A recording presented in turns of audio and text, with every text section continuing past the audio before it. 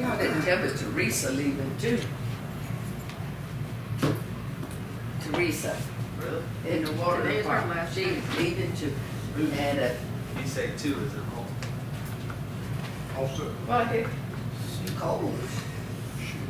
Ronnie, And Teresa.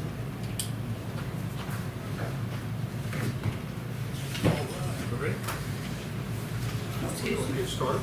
All right, we'd like to welcome everybody tonight to the City of Darlington's, the City Council Special Meeting and Workshop Meeting. Today is Tuesday, April the 15th. Make sure your taxes are paid today, but I think they've extended it through the end of this month, my understanding. If you have to file your taxes, make sure you're on time. If you'll, I'd like to invite you to bow your heads for a word of prayer with us. Dear Heavenly Father, thank you for this day, Lord.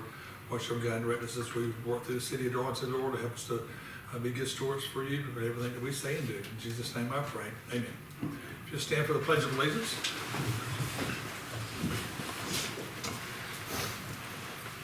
I pledge allegiance to the flag of the United States of America, and to the republic for which it stands, one nation, under God, indivisible, with liberty and justice for all. Thank you.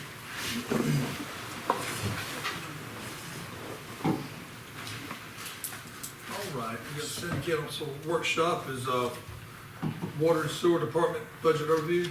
Mr. Boatright, Morris.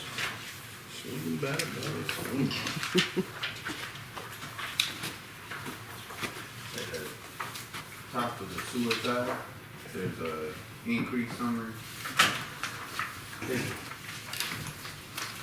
Sewer treatment or sewer collection? It goes for both of them. Oh, It's a sheet just like this. A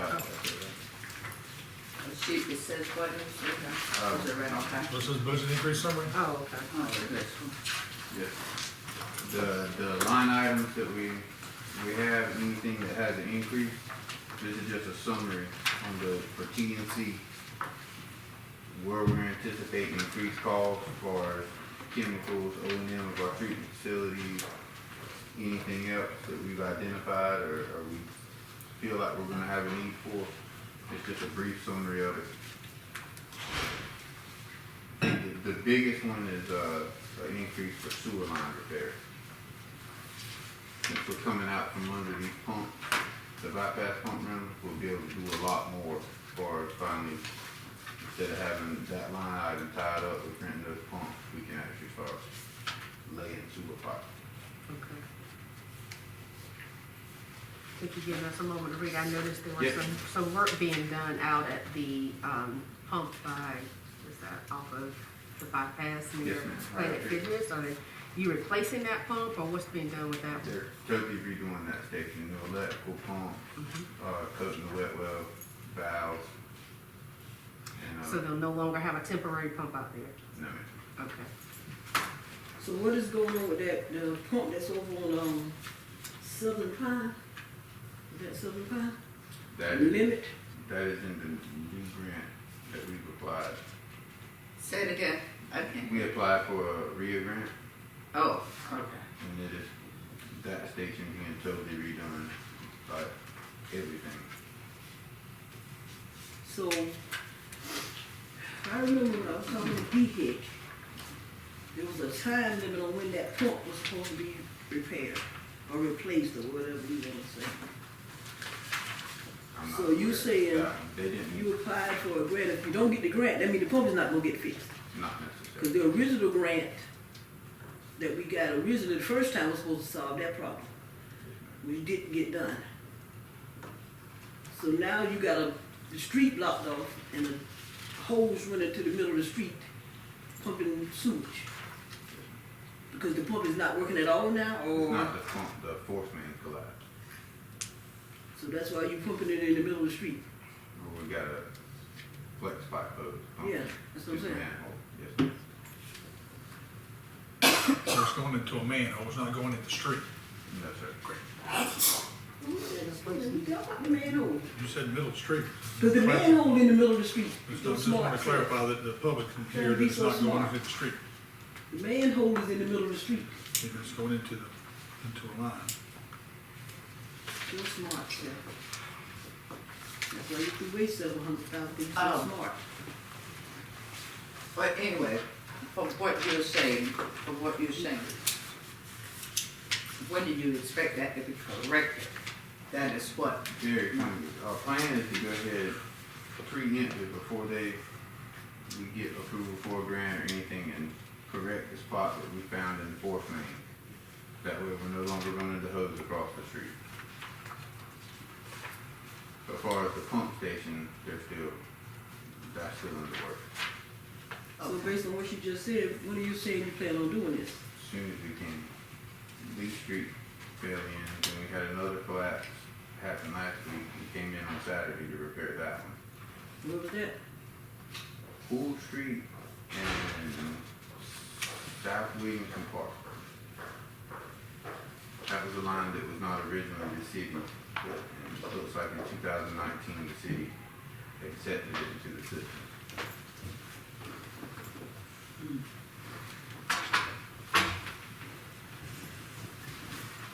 okay. Did y'all want to go line by line, or? So I'm curious on this increase that you present here, where you're saying percentages, why is there not actual numbers there, so we want to have idea of what you want? The numbers represented, So you got it over here. yes, ma'am. This is just a summary of what is right here on the numbers.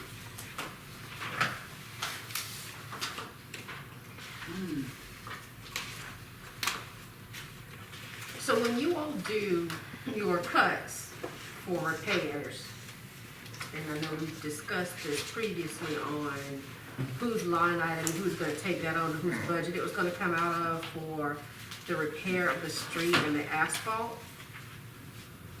Is that, now, I didn't see anything in here. It normally comes out of sewer repair. If there's a sewer cut, that's the line item it has to come from. So what line, did I overlook that, what line I think item? it's 280, 279, and Or sewer treatment or sewer collection? collection. 280. Yes, sir. One thing I would like to ask about that is, can we make like an Excel or Google spreadsheet? So when we make a cut, we can put them on there, so every so often we can come back? Because I'm noticing some cuts that I don't know how, but we need to make sure we repair. Yeah, The 280 is on it. yeah, unemployment insurance on both. What you say? Sewer line repair, 278. 278. No, I'm not talking the sewer line itself, I mean That's part of the repair. okay, it's The included in it, so, asphalt. okay, so that $500,000 that's there, you plan on replacing it if you have to do any repair to a sewer line, and that's also including the asphalt fee for the streets department to go on and, Most of the time, we have to use a contractor to cut some big, okay, the hot box, we can't do a whole lane, okay, or like the entire center of a road, so sure. that has to be contracted out. So in this current fiscal year, how much did you all end up spending having to do those repairs? Were you able to stay within budget last year, or you were? Okay, It's the first year since I've been here that, at this point in time, we're not over budget. okay. This is still my How long is it Put here? it. 3 years. Oh, got all this. Council, we want to flip through it together? Would we like to flip through it together? Well, I like, what, sweetheart, I'm To sorry. go through line items together? Okay. Or Yeah. do we want to just roll through it, and if we have any questions? I would like to, before you move on, say that communications between the departments are improving. When they finish a cut on the sewer water side, they are going to let sewer, streets and sanitation, leadership know in that department, and they will address those cuts. That's what they're working on, that communication. And then they'll send the bill, if there's a water cut, they'll send the bill for the, They will need to If he's able make to sure cut they it. allocate it to the right, if they're budget able because to. sewer needs to, you know, cover that complete job from beginning to end. And if it's too large for streets to do it, then you're saying that he'll be You'll know which contract. one is the difference. They'll, Yes. they'll let streets look at it and streets will say, no, too much for us, and then they, No, he can tell that. Oh, Mr. okay. Morris can okay. tell how big that cut That hot is. box, it can only go so far. Okay. Like Mr. Gardner was saying, there's some cuts, like for example, the bad one going down Cashel Street. It was the line, the 6-inch line that I had a hard time trying to close in, you know. It's been patched, but now it's still, there's some spots that after a while they need to kind of go back through, if we could do that maybe in this budget year. Alright, See if we can go back, and put a little bit on top of them, and thin it out. okay. Just kind of look around, see where the, so you got riding down the road and go, just like on South Main, I know that Sam did those, and we're getting ready to pave it, but still, there's somebody, he needs to really go and put something back in it, because on South Main, just before you get to Nick's on the right-hand side, maybe a half a block back there in front of the church, there's a bad spot on the right-hand side, there's something really bad. There have been complaints about that. But again, Sam should cover, Sam did that, you know, I think it was. It should be covered in the, Broad Street Reminder project. Right. So I can assume everything stays the same unless it says increase expected. Yes, sir. Okay. There was one item for building repairs, Do you know the number? not off the top of my head. I reduced it by 3,000 and moved that 3,000 down one to small handful. Okay. When you're talking about moving things around or talking about items in particular, are you talking about the 914C budget or the 914T budget? 914C and T cross a lot.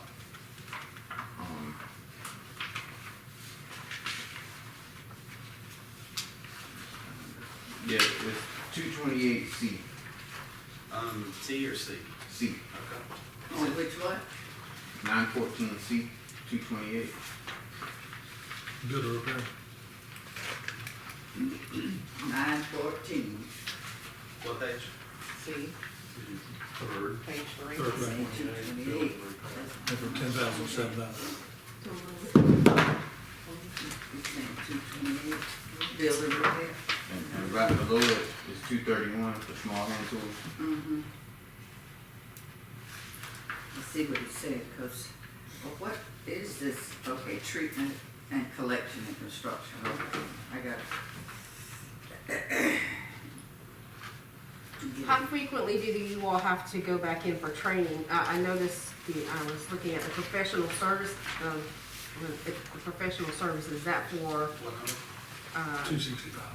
Got it. 265 on C. Is that for training or is that for, No, ma'am. what was, Professional services covers, sometimes it covers engineering okay. for certain projects or something. It's not with a grant. Mm-hmm. If we have to have it engineered, I think that's what that's supposed to be for.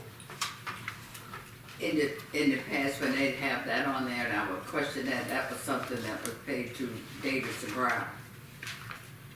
Is that the case this time? As far as I know, with every bit of engineering we've had from them is went to grant.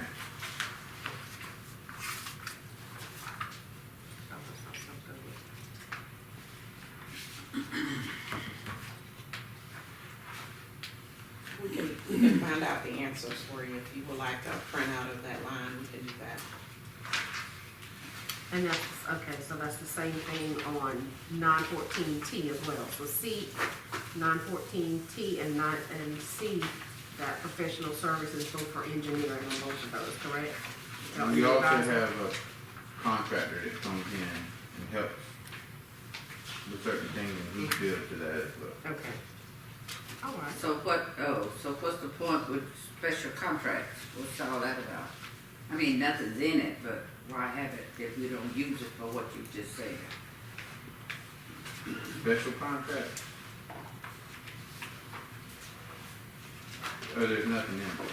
I know, I'm saying, what's the point of I didn't- having it if you don't use it, but what you just explained, Yes, ma'am, I didn't you put said that. there's, in you here. contract with this one and you contract with that one under professional services, but then you got special It contracts. sounds like a So I'm redundant, just a asking. redundant line item that could be That's- used either way. That's, something that, was used before. If you see something that has, no information in it, it was on your budget at one point, but you've since not budgeted anything for that line item, but the item is still there, it still has history attached to it. The other way that this could come off is to make it inactive, but if it's something relatively, new or hadn't been that long ago, you might not wanna make it inactive, because you need it to show up on your reports. But that is why you see a zero budget and a zero Okay. activity on there. Okay. So the sewer beds have all been, well, 7 of them that were redone, is that right? Out of the treatment plant, Three. 3 of them were redone. 3 and a corner of one Okay. that was bad. So that's all taken care of. Don't anticipate any additional expenses with any of the others needing to be repaired anytime, Eventually, but not within Not the right now. next year. The line that was done underneath Black Creek, that's completed, yes, and everything's fine with that, so no other expenses there, so we will, that project is complete and it's signed off. okay. Grant that we got for that also.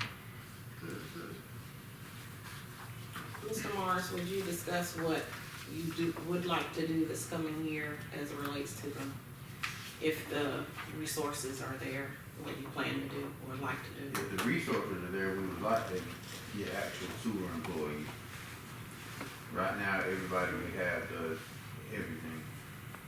And it would give us the ability to split the crew so we could do a water leak and work on sewer at the same time.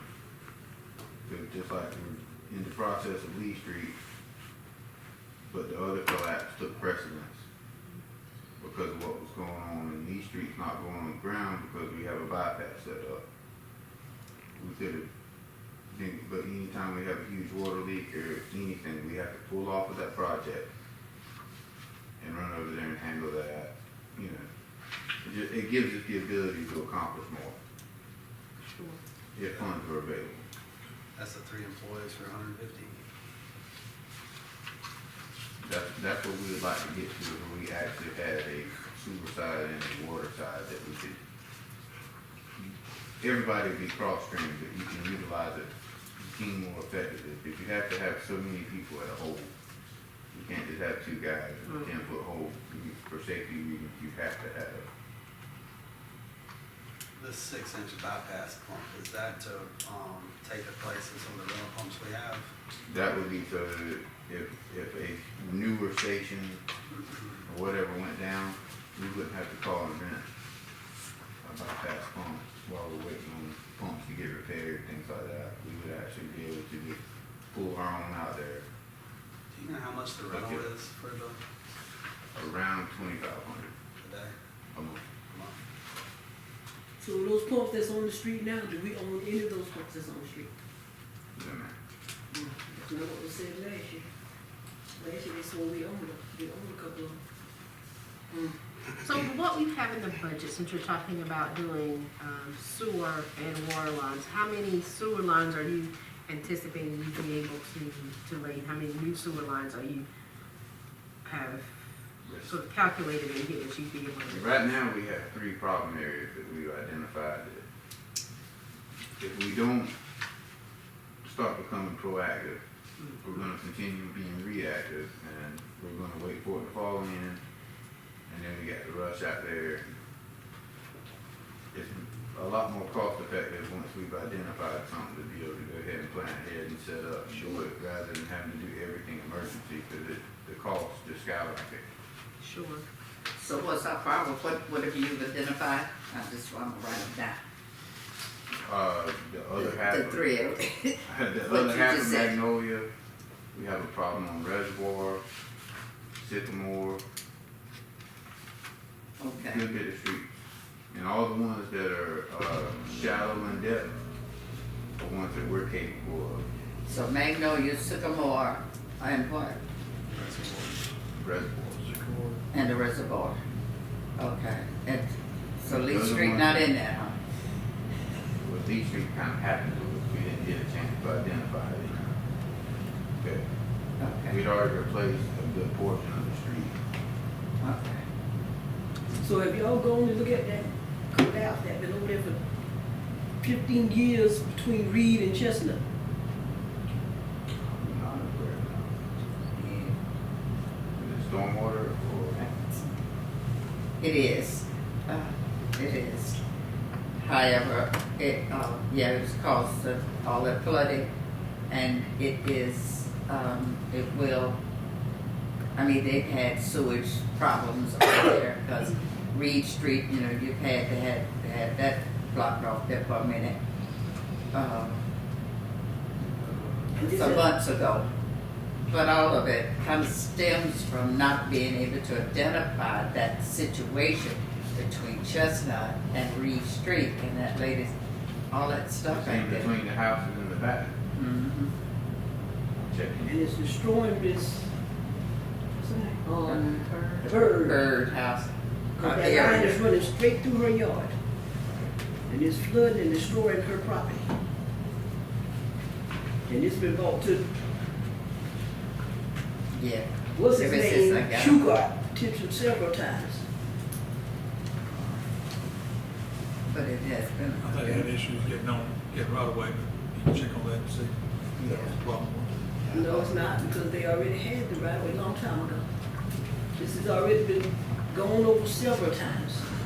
They haven't done anything about the problem. There's a hole Property over owner. there now where the city dug a hole caving in front of this lady's yard right now where that sewer lines runs. Property owners have signed off on the right of way. The property owners have signed off on the right of way. That's been there long before she ever got Yeah. there. And like I say, you can check and She see, never got verify that. that. Okay, so it's just so I'm clear, that, so what you have in the budget, you are planning to fix these 3 problem areas that you identified, is that right? Okay, We have to. Yeah. thank you for taking a proactive approach, There's not really a choice there. or at least wanting to. So Magnolia Street, this been blocked off for what? Oh my goodness. About a year now. At least a year. It's blocked That's off. been, it was blocked up for a long time, and now it's, so what are you saying you gotta do to We Magnolia Street? replaced that half, that sewer line. Right, so what do you This say you hasn't gotta been do? paved, it's not, the road's not blocked. No, what are you saying you need to do to Magnolia Street? The other half. Yeah. So you're gonna go down to the half where those trees is growing into the street and busting up the street. That half, that's what you referred to? The plan is to get a water line there as well, but some of those trees are on other people's property. I think the trees on the right of way. Hopefully, even more in the street than there is anywhere else. Mhm.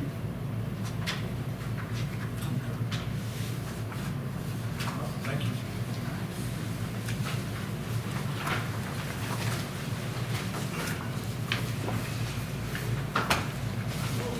Let's see. All right, so not good evening.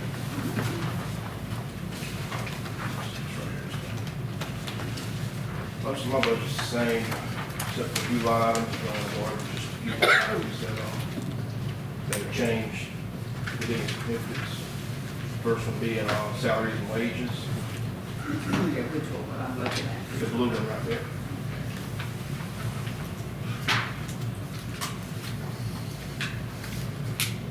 We're planning to pull everyone off of, anybody we have working for temp, we're hiring in, and we're gonna try to do away with the temporary services Oh.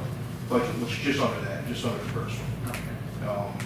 And just keeping nothing there in case we have a need for somebody for like a week or two or something like that. But I'd like to hire two more employees after that. And I'm still getting the numbers right for the salaries and wages, but that's an estimate. The 550 is an estimate right now, but I'll have you a solid number at the next meeting. So how many people you have on temp now that you're talking about hiring? We got 4 on right now.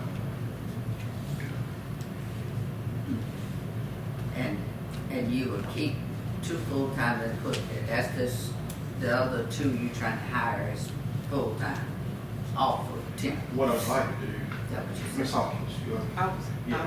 I was, Mr. Boatright, would you tell them between sewer and water, how many temps? We went over that. Okay, yes, between sewer, there's 5 total. But one's part-time and 2 are due to be hired in now, and then there's 2 more that, so there's 5 total. Plus you have full-time employed, how many you have? What would you say, 9?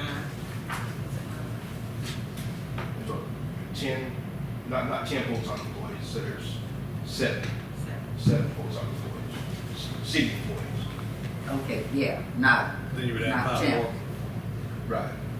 between just. Well, not the more one between part-time the- guy, I think we're just gonna leave him there, but the full-time, the 4 full-time, yeah. And they've been working alongside you, learning, on the jobs that y'all have had. So they know water and sewer now. Yes, They've been with you a long time, so they know how the department works. And they get along and they build rapport with everyone. And if you move out of the temp business, then you can possibly bring them on. One of So these we guys, have, I'm sorry, go ahead. what's No, I was saying, one of these guys is one of the better customer service guys that we've had yet. Oh, okay. So, So, you got 12, 5 temp, 7, city. Yes, ma'am. Okay. so you saying it's more cost effective to hire these folk as employees versus having them as temps? Yes, ma'am. It's gonna be cheaper that way. Yes, ma'am. There's about a 42 to 45% markup on temp employees. It's almost double. Yeah, so we trying to do away with that and put that money. Okay, so you said it's gonna be cost effective. Yes, ma'am. What you're saying, you have to pay the temp service a fee to hire their people. Yes, sir. Definitely. Whatever their wage is, and then it's plus 42%. Definitely does now. All right. We'll move on, turn to the next page and move to vehicle insurance. That's a projected expenditure. It went up $6,000, but that's just based on what we've spent so far this year. And down to 220 under treatment facilities, same thing. That the major change there was electric, water, and gas. And again, that's just a projected number. It's just a big increase in the budget. So how, what's that increase about? Why is that? I think so. A lot of it's got to do with the shop we work out of, and I think there was some coding issues going on with things being coded to not being coded to that line that should have been. Okay, But I'm not 100% sure that that's what the problem was. Ms. Charlotte and I are looking into that now. okay.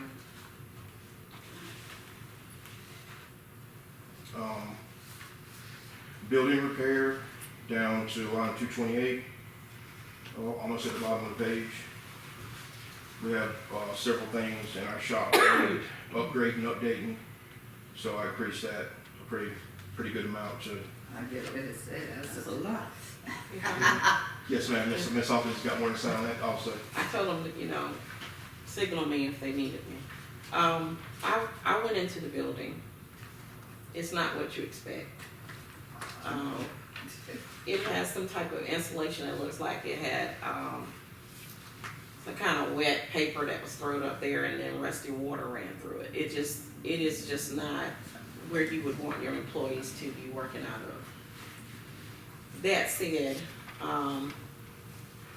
the plan is, and Mr. Morris and Mr. Boatright agreed we might be able to do it this way, that we put $50,000 in next year and work from January to June. Put another $50,000 the next year to finish it out. I thought they could do it for $50,000. They said, no ma'am, we could do some, but we wouldn't it wouldn't be completely what it needs to be. Instead of remodeling or renovating the shop, let's say it's the shop, build a new building on the lot that would take care of their needs. A break area with a small kitchenette and refrigerator, an office where they can get on the computer and clock in, space for a shower, because sometimes they're in muck and mire, I'm just gonna say that, and they need to have a hot shower instead of a cold shower is what we have now. And then they have to hobble on something. I still don't understand why the floor is like that, but they would have locker rooms and have an ability to clean themselves and get clean and hygienic before leaving the shop. Change their clothes, do whatever they need to do. And it will go a long way with morale. It is not heated. It's an old, wide open space. And this way, if we split it into 2 years, we can do it ourselves. They're willing to utilize those that have skills on staff, and not have to contract it out if we don't. Unless we ran into an issue, they are more than comfortable. Is that right, Mr. Morris? Yes, And Mr. Boatwright, they could do it themselves, little bit by little bit. And so with that, if you leave it just like that, no second phase, and next year they're only gonna be able to just kind of like sheet rock the inside of one side and build a wall, but wouldn't be able to get it as far as it may need to be. And I think we were kind of, oh, that'll work good, in agreement when we spoke about this on Monday, that would be the way to do it. So we hope that y'all would agree, and that way you don't have to do any loans and things like that. So you saying, if I understand what you're saying, they're gonna go in and redo some of the inside of that building, or they're gonna just build them another building on the outside? If you're not agreeable to the two-phase, I'm just trying to understand what they're doing. the recommendation Just build another building? is to build another building.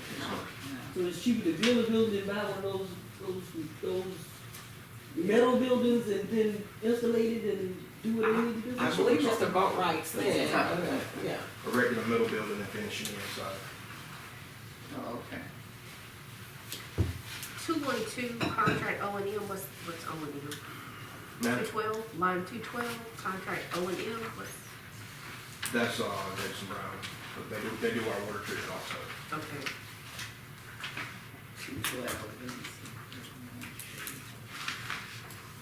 How far I got to go, what? Right above where you were. Page 2, Same page. page 2. Oh, yeah, okay, contract.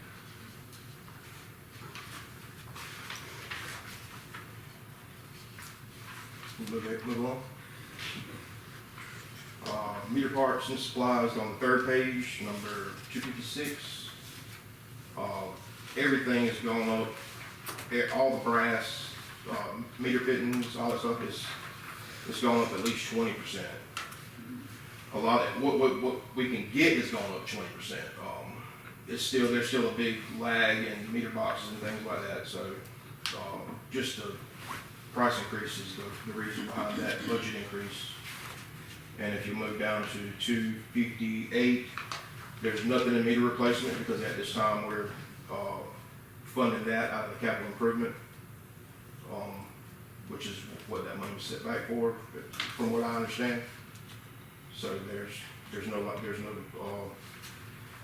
money there right now. So how many of the meters that were already purchased, because I remember there being talk about an AMR and 2 different type of meters, one that you could check from the office that, Yeah, yes, ma'am. so. I think we've ordered 50 of the what's called ally meter, the ones that can be turned off in the office, Mhm. and we probably replaced 75. We probably got 25 on the shelf, and we probably replaced 75 of the iPearls, which are just a standard water meter. No communications as far as turning on and off. Mhm. It still reads to the tower, but you can't dump about it. Okay. So you've replaced, you said 50? We had 50 on the shelf. 50 on the shelf. Yes, ma'am. We've probably done about 20 of the ally meters, Okay. because those are like location specific. The outdoors are just anywhere. Oh.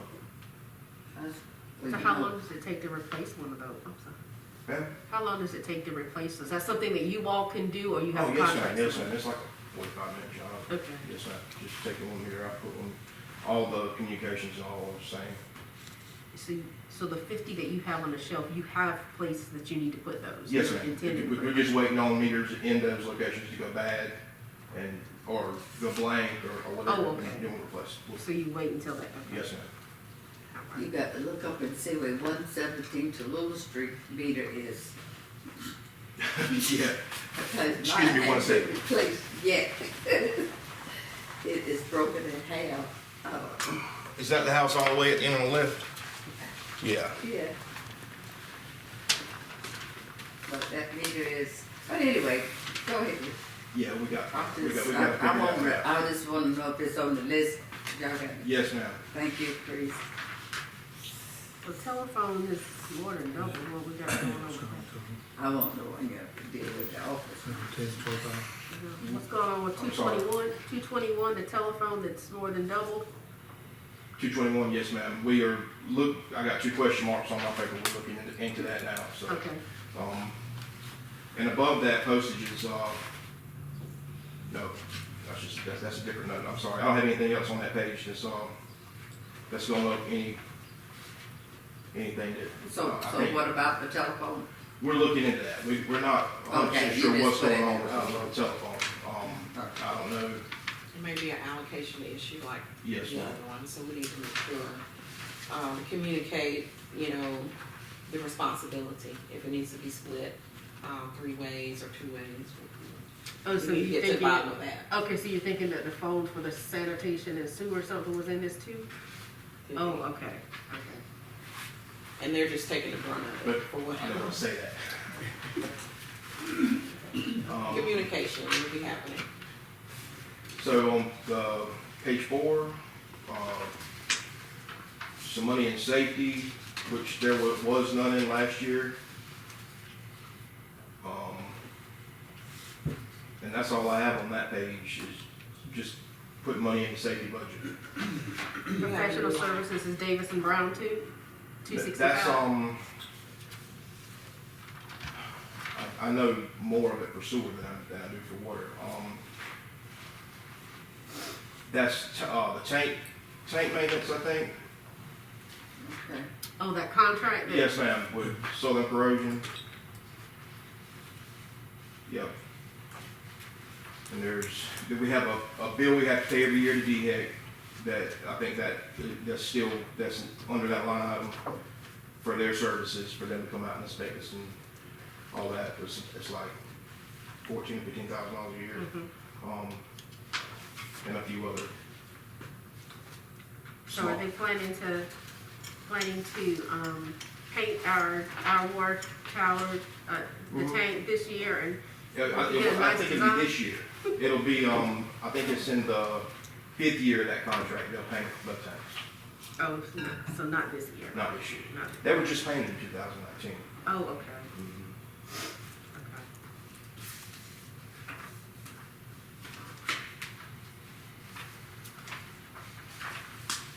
That's, I don't have anything else significant if you want to look over it and get any questions. What's traffic control equipment? Signs that say, road work ahead, men working, cones. So why so much of those things are still on the street? I would assume they're directing traffic. They're just on the side of the street. Some of them on the side of the street, on the I ain't gonna DOT. say that we don't forget them and leave them out there. Some of them on the DOT and Yeah, some of them are DOT stuff, some of them are, I know we got one on North Main Street that's ours, and every time I ride by it, I say I gotta stop, get it on the way back, and I never remember getting on the way back. It's just, it happens. Galvanized line. There's several little signs down on E Avenue, D Avenue, Joe Louis, The diamond shaped signs, or, some diamond shaped signs, some regular, those other signs, so I don't know if all of them is ours or DOT or, Make a note and drive around, Yeah. and pick them all up. We'll see if I can get those up tomorrow. Where are we at with, North Main Street, and get to the bottom of the hill where the road also can get like that?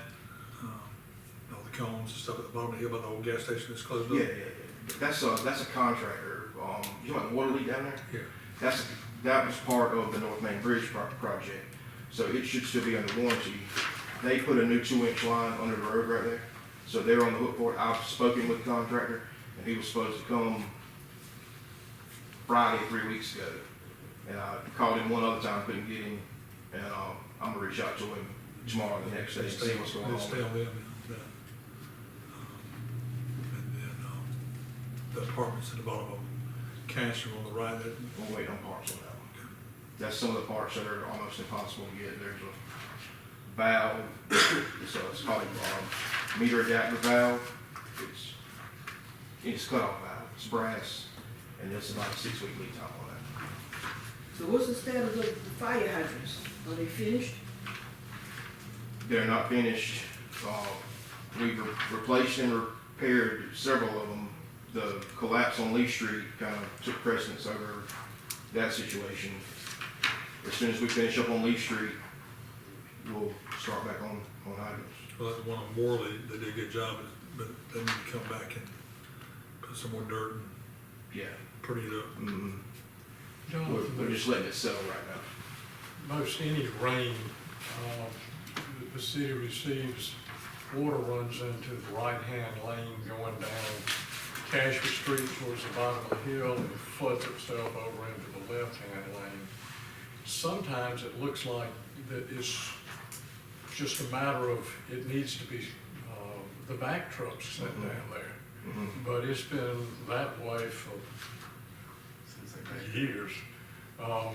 It just, it holds water down Is there. there a drain there where that holds? That's just before you get to the- there's, it looks to me like that there's one drain that sits not in the level where water would drain into it, that's on the city or the courthouse side.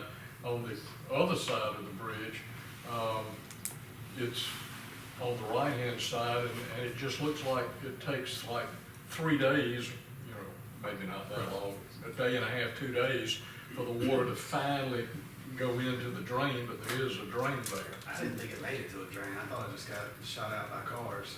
Yeah, that's what I was thinking, I don't think there's a drain there, I can't remember. There's a drain on the far hand side, right near, the refuel station. I'll check on the Well, way. look, see, Look at it go out. I'm thinking on that right hand side where you're talking about, where it holds all the water there, I don't think there's, I can't remember a drain there. Yeah, I didn't think so either. If there's a drain there, that kind of goes back to what Mike said, and what the hiring some more employees to help us, where we can have somebody to go out there and maybe put the back truck on a route a couple times a week to empty catch basins and drains and things Well, like if there isn't that. a drain there, there certainly needs to be one. Right. I think that would be The a DOT DOT issue. DOT was out today at Hardy's intersection there too, where they get ready, Today. to dig in that corner drain there. Mhm. That drain there goes nowhere. I never did they dig there today? I don't know if Okay, I they didn't go back by there, not. I didn't go back by there to look to see. They've been out there several times. They've had a back truck out there, but, I think that drain's been cemented in or something, because there's no outlet. There's a drain grate and a little small hole, but there's no outlet there.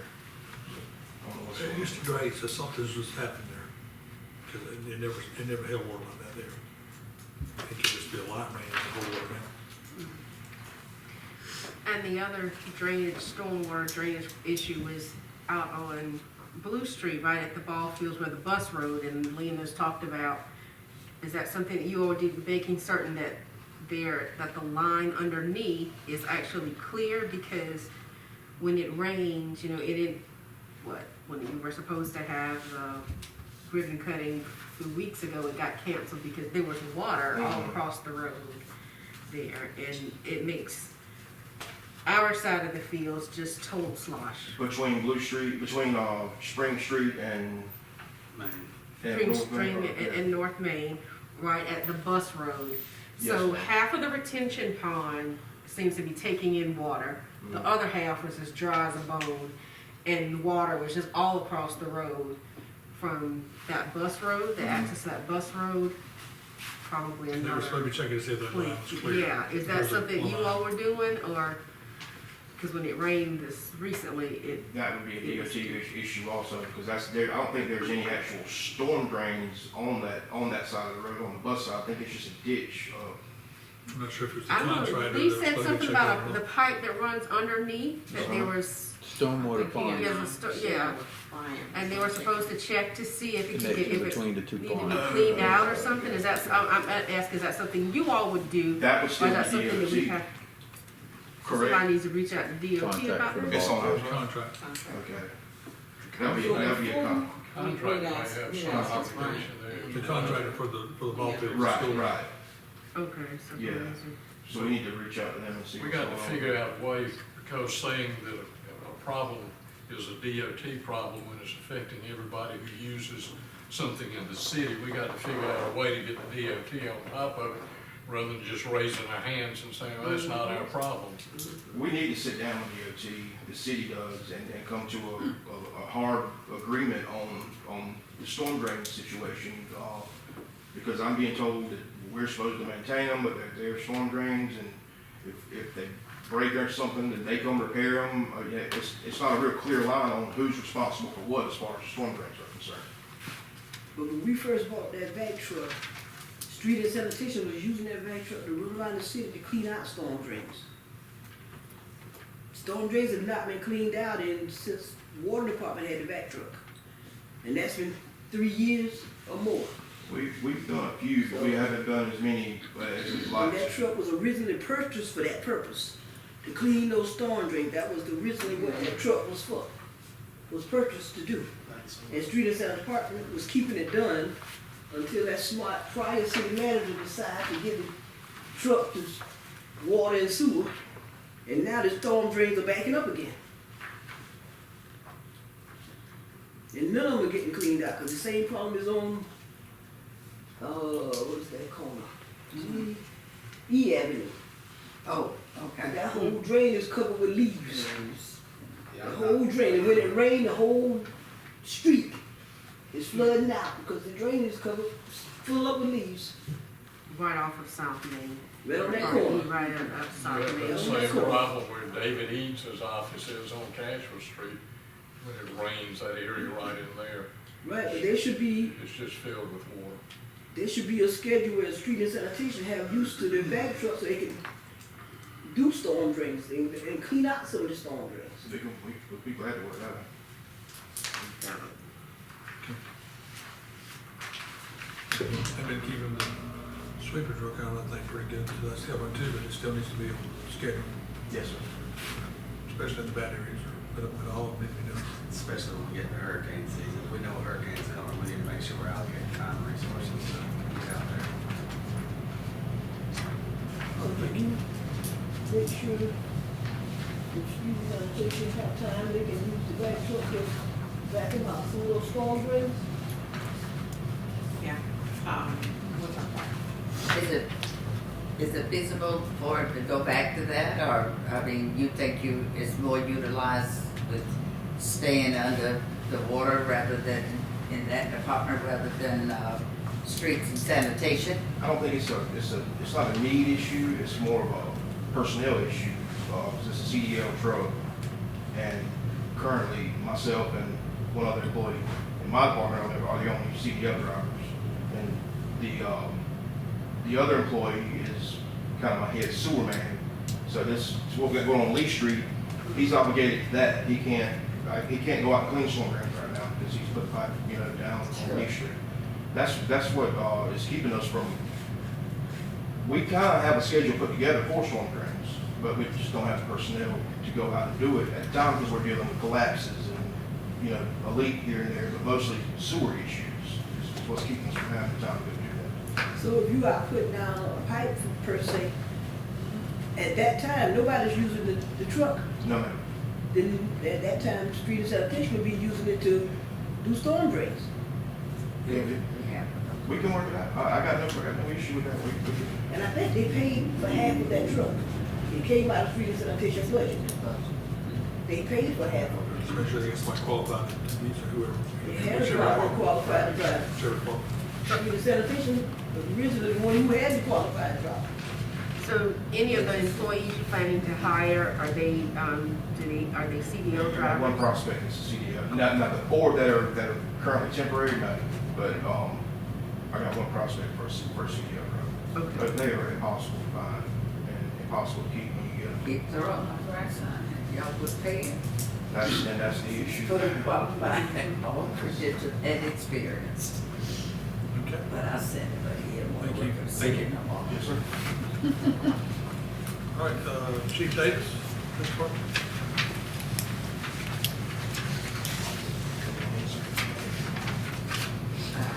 see.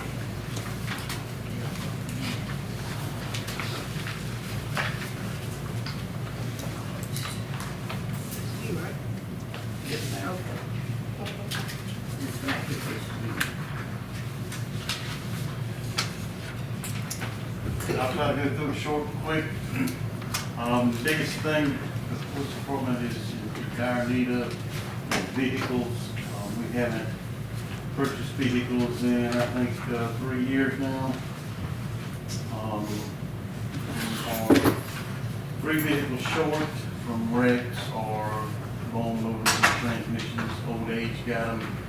And 2 of our vehicles that are currently on the street should be taken off the street for safety reasons. They're just unsafe. How many miles a year do we put on a vehicle? I knew they was going to ask questions that I couldn't. I would say on a patrol vehicle, we're gonna put 24,000. I can get back to on that number. And that's not many miles, but it's hard miles. It's Well, the hours.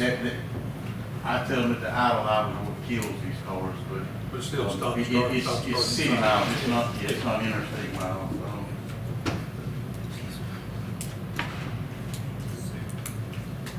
That's the biggest thing. If we decide to go with vehicles, how we obtain them is gonna be a decision. Lease option, or purchase outright. I've put both of them in the. But there's supposed to be a grant process out there we can get her in there. Is there supposed to be a grant process? Yes, sir. There's supposed to be. Will we get it? I don't know. We've asked for some monies for vehicles, but if I got both of them, I mean, I can still use it. Purchase of the vehicles, the cameras, the upfitting of the vehicle, that's where it starts getting expensive. Vehicles about 54,000, upfits 7,500, and a camera with a 5-year contract on it costs you 16,500. Oh, you're just talking about cameras for the vehicle, you aren't talking about, you're just talking I don't about know, like cameras in the vehicle. in the vehicle, okay. We already have the radios, a lot of the stuff we try to salvage off of other vehicles, radar units, radios, first aid kits. The leasing of 5 new vehicles, which cost us $87,000 annually For how many years? for 5 years. 5 years. You can purchase them outright for 54 plus the ancillary. You can purchase 5 vehicles outright for $385,000.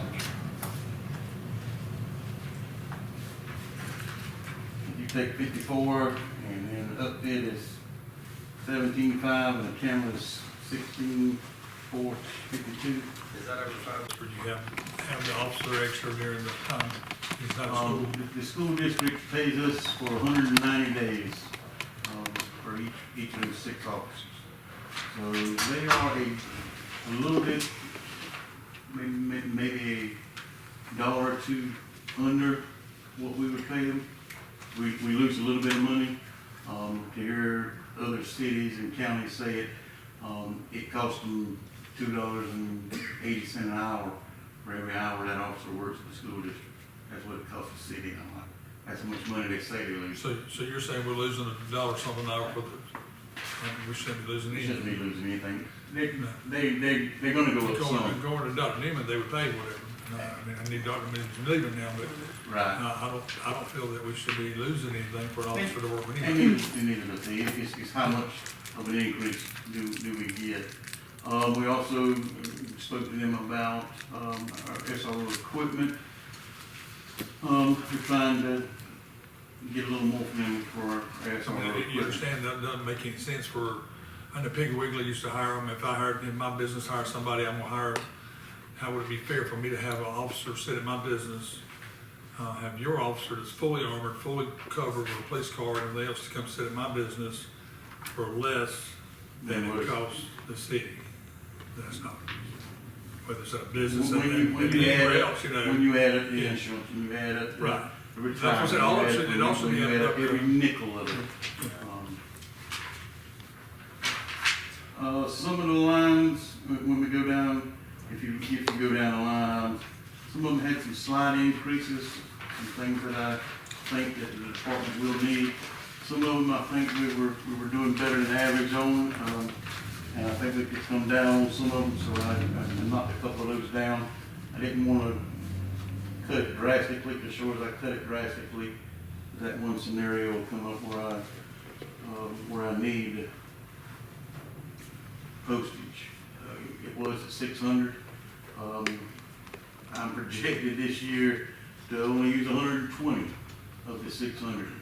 But sure as I knock it down to 150 for next year, something will come up, but so I knocked postage down to 400. That's just an example of, and I didn't want to shoot myself in the foot, but that's an easy number. If you are on page 2 now, my line items, and you look across the top of it, you'll see that 25, 26, what I'm requesting for the department. My 24, 25 is what I project the department will use. 24, 25 as of January 31st. That was January 31st. And then my 24, 25 budget. That's last year's budget.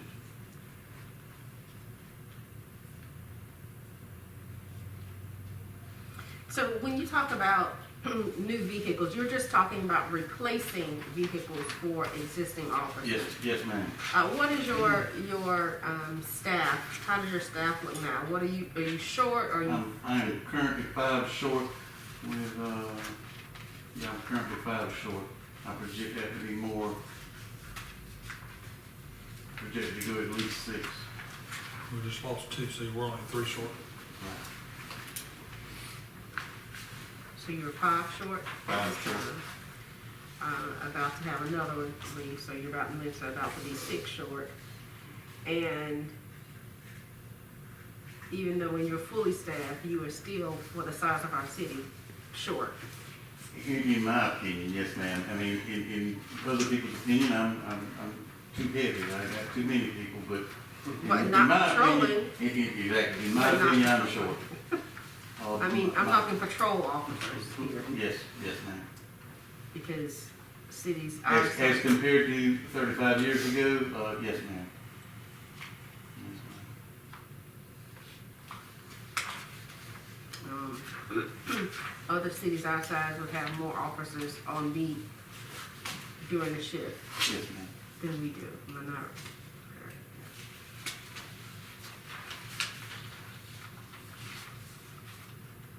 So, in an ideal world, let's just throw it in an ideal world, how many officers would you need so that we can indeed keep our citizens safe? I think with the officers we have, citizens are safe in Darlington. I feel like that we could provide a safer environment with anywhere from another additional 4 to 8 officers. That would put 1 to 2 extra on every shift. Now, an officer calls in sick, one goes on vacation, you don't have to take from this hand to get to this hand, put back in this hand to put back in this. But you just never know, I mean, you never know when there's gonna be an accident, and then all of a sudden, somebody calls it as a burglary over here, somebody stole your car. Yeah, you got two You officers, just never know. yeah, you got two officers on the shift and both of them tied up at an accident and somebody over here says that their house just got broken into, like, It is, and my response time, right now is a little under 5 minutes, and that's one of the reasons. You got one working the wreck, you got the other one directing the traffic, and then another call comes in, no matter what it is, and telephone harassment. That's something that can wait, so we let it wait, and now our response time just goes up because it can wait, it will wait rather than waking people up or calling for immediate assistance from another agency. and I see you said here there's no, your budget does not include overtime, which means if you're short, you don't have a good bit of. So Offset. if one person leaves, you would think that the money from the person that's left, that's no longer there, we can use that to pay the overtime. But somehow or another, it always costs you more to work this in time and a half than it would to work this in just once. Okay, How many SRO officers do you have? We currently have 6, but we're losing St. John's. That's gonna take us back to 5. County's getting that? I'm not getting one of my guys. Not if I I'm can help. I'm saying you're losing one of the SRO. The school, St. John's is closing. Right. So what am I gonna do with that? I can either put them on the street, I can put them in animal I'm control. saying he's not going to the new school. Not unless we make him go. Who's covering the new school? Oh, I couldn't tell you that. that's the county, right? That's what I'm saying. Is the I hate to say it's somebody else's. That's what I'm saying, is the county or Yeah. somebody's getting that. The county would fill that position, but I don't know. Our officer is not going. We had a mutual aid agreement signed, I guess, with the previous sheriff. Do we still have a mutual aid agreement? We do, yes, sir. Okay, still is active. We had to sign a new one with the new administration, but we do have one. Okay. And all the same words, it's just different names and different dates, but it's same policies, and if they call for help, we come in and vice versa. And the SRO officer works 40 hours a week. Our road officers work 84 every 2 weeks. I'm not the school officer. School officers, it is 85 every 2 weeks.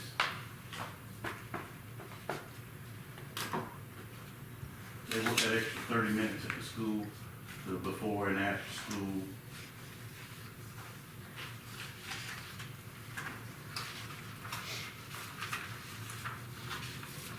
And when an SRO is out, you got to take somebody from somewhere to put in, whether it's somebody out of the office or somebody off of the street that's off, and put them in that school. And the school gets 190 days a year per our contract, but then after that's over, they come up with, we need summer school. And they pay us for our hours we work. I will give the school that every. Are they paying us still below? Yes. That's what I'm saying. That new When I just calculated, you're still losing close to $10,000 a year just with 190 days. So you're losing, $10,000, $20,000 a year. We sit down and really figure it out. Got the equipment. That's what I'm saying. That's just a quick minimum. That's just on my phone, real Yes, quick sir. thing. So it could be $20,000, $30,000 or more. You're losing a car. And there's and all see, rules. I don't agree with that. I mean, do we not have a way to say that we're either not going to do it, or either we're going to charge a larger, charge a normal fee, or they need to at least pay for them? We proposed several ways to like, hey, look, if this officer, this SRO gets paid $1 an hour, and this one gets paid $2 an hour, that's what we build a school for, with their benefits. That's what we build a school for. Well, if the $1 an hour an officer is out, and we have to fill in with a $2 an hour officer, now, it's going to drive Mr. Bowes crazy trying to keep up with, was I'm saying, but my understanding was if you put the officer in there that's making $20 an hour, okay, are they covering his full cost? I'm saying, if he just stays there. If he stays there, and we still that dollar short, as I explained. That's what I said, we're still short, but they were even short more if you put the $30 an hour person in. I mean, even more short. Right. That's what I'm saying, so it should at least be bare minimum, there should be an average calculated in there that, you know, this guy's not always gonna be there, so somewhere this guy's gotta fill in. And I do believe the school's gonna meet us, or go beyond it, I do. And there was some good meetings. This is what I tell people, keep them on camera or not. We're the third tier. School, county, city. We're the low man on the totem pole, okay? And I'm tired of being the low man on the totem pole. Keep you voting back in or not, I don't care. Somewhere, I get tired of figuring out how to get you out there and how to get your men home. Same with the fire department, how to get those guys in, how to get those guys home. Same with that sewer guy out there, how to get him out of that sewer line, back in, back home. Street guy out there trying to cut with a weed eater. You know, our rec department out there on a $9 million ball field trying to figure out if he can go get a lawnmower. Somewhere, it's gotta change. Okay? Mm-hmm. So somewhere we gotta say, you're gonna pay this, okay? That's my opinion, and you can voice that if you need to. I don't care who. I don't know exactly what we get from the school, but that'll offset that salary line some as it has in years past. If we go on down, the next highlighted things will be 221. Some of my supervisors do not have city-issued telephones, and with the things that they are having to do with their personal phones, I highly disagree with. Just calling people to, subject wants you to return a phone call, taking pictures of victims' injuries, and that's on my personal phone, and it gets FOIA'd. Well, that one there, now we have another problem. 226, there is some software out that is quite expensive, but it helps us with budgeting and documenting our proofs with our academy standards. It's only 9 standards, but in each standard there's like 27 topics in each standard that we have to show that we are in compliance with every year. That software would make it a lot easier on us providing proofs. It is quite expensive. Chief, let me go back to something. When you're talking with the school district about what to pay an SRO and the other related expenses, are you entering into a contract with the school district, or is the city, after reviewing it, entering into a contract? City. Okay. My numbers that I take over there come from Sherwin's prison, and anything that the school district gives me, I think, look, this is all we can do, how many days, and I would take that to the city manager. The city manager signs off for the city. I have never recalled being on a SRO contract. And it sounds like it's several $100,000 that's being agreed to. The city council and mayor have never voted on it or approved such a contract. So I'm just wondering whether we need to take a look at how we handle the SRO contract. Yeah, I think it needs to be looked at, because I mean, we don't, I understand you can't bring it, we can't budget you to say that you're bringing money in, same with the fire department. So the fire department, but we, you know, there's things that we as council and city manager will need to look at and say, well, you know, we don't need to be losing, you know. We certainly don't need to, dig a hole for ourselves. Right. Because the more people we send over there, the deeper our hole gets. And I understand your concern on that, and it's a very good topic, but I don't want to bog it down, that we don't agree on anything till the middle of September. By then, we've already approved our budget, they've already approved theirs, school year's already started, and we just now getting the signatures on it.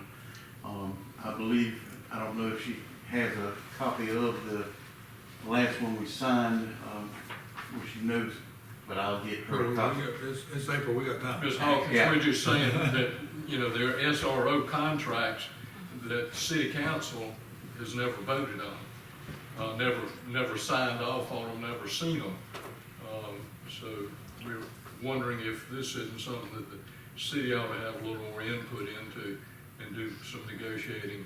And this is with the school district.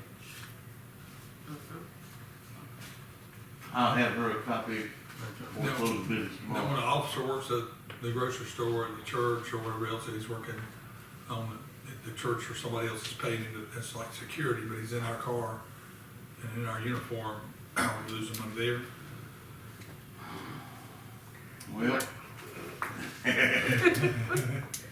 I mean, technically, yes. I mean, the uniform, the equipment is deteriorating, but it's gonna deteriorate whether they're working or not. The vehicle, some of the jobs pay the city for the use of the vehicle. I'm saying, you know, and when I asked you before, I'd like to put a new officer out there, well, let's pay the officer $60,000. Well, an officer's not $60,000 if he grosses that, then you still gotta add in his benefits. And you Yes. still gotta add in a car, and you gotta add a car, you gotta add the stuff on the car, and the camera, and the uniform. So then what is that officer actually costing us? And so then, if you divide that officer, for that officer to be there is actually just using round numbers, a $60,000 officer is actually costing me $100,000, costing the city $100,000 a year. $100,000 a year divided by however many hours he normally works, and that's why the officer should be calculated to be workable. But to work a side job, the only thing that he or she would be deducting from the city would be, if they're in uniform, that's the use of that uniform and the duty belt, the vest, the boots, But at the same time, the way I see it, if that officer is just using round numbers, is a $20 an hour officer, and with all his stuff and everything completely calculated in, let's just say, it's $20, then we shouldn't, even on the side, because he's in our city car, he's in our city uniform, we should be able to profit off of that somewhere. I mean, he should be able to sell it to that person at $25 or $30 an hour, so that we're making enough to get him in, to take care of him and additional funds, because you're still, you know, he's working his 40 hours here, but then he's also he's moonlighting on the side in our car, with our uniform, with our name on it, with our insurance on it, our responsibility on it. The city should be able to benefit somewhere off of that, you know, not to, you know. So is that moonlighting, is that something that was set up, you know, you talking about a security job that they're doing through the city, that the city sent them to? Because it seems to me, if that is an officer who is doing a security job, almost like a private duty security, and they are in a city vehicle with a city issued weapon, if something happens, the city is now liable. And if they're doing a private security job, they don't need to be in a city uniform for us to be liable, because if he fires that weapon, then that's us, even though he wasn't being paid by us, right? That's liability for us. Well, again, you could rent him out to a certain point, but we need to, they need to pay us and then we pay him, or Yes. something that matters. Yeah.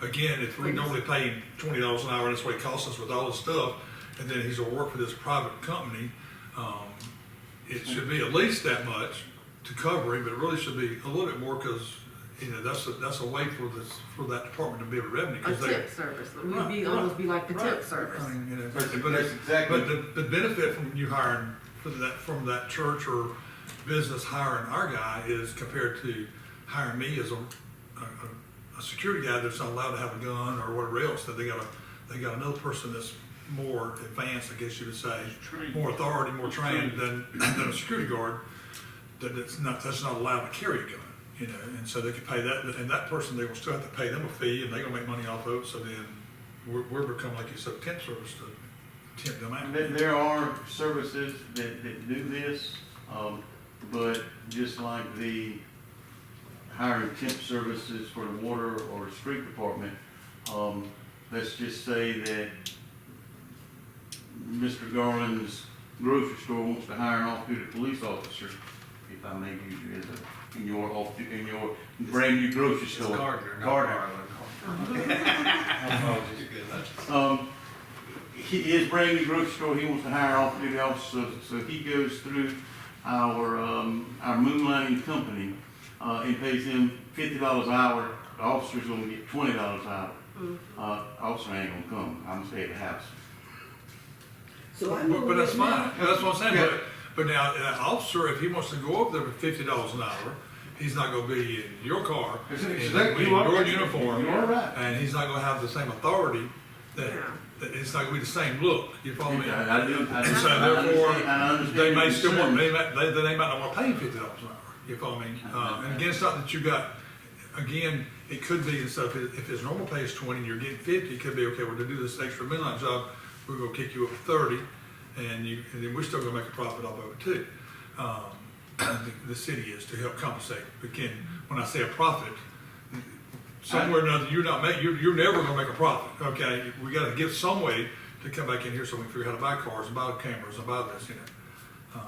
So additional funds need to be brought in.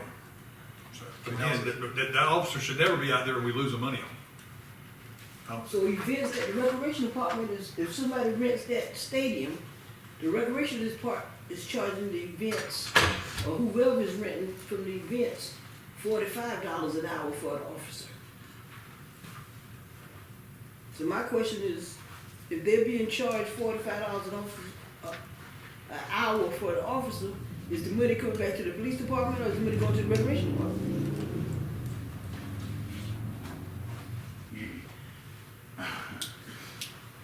If I rent the football stadium from the rec department, and the rec department says I have to have 3 officers there at $45 an hour, I only need an hour worth of security, I hand the recreation department that $45, the police officer gets that $45, Okay. as it is right now.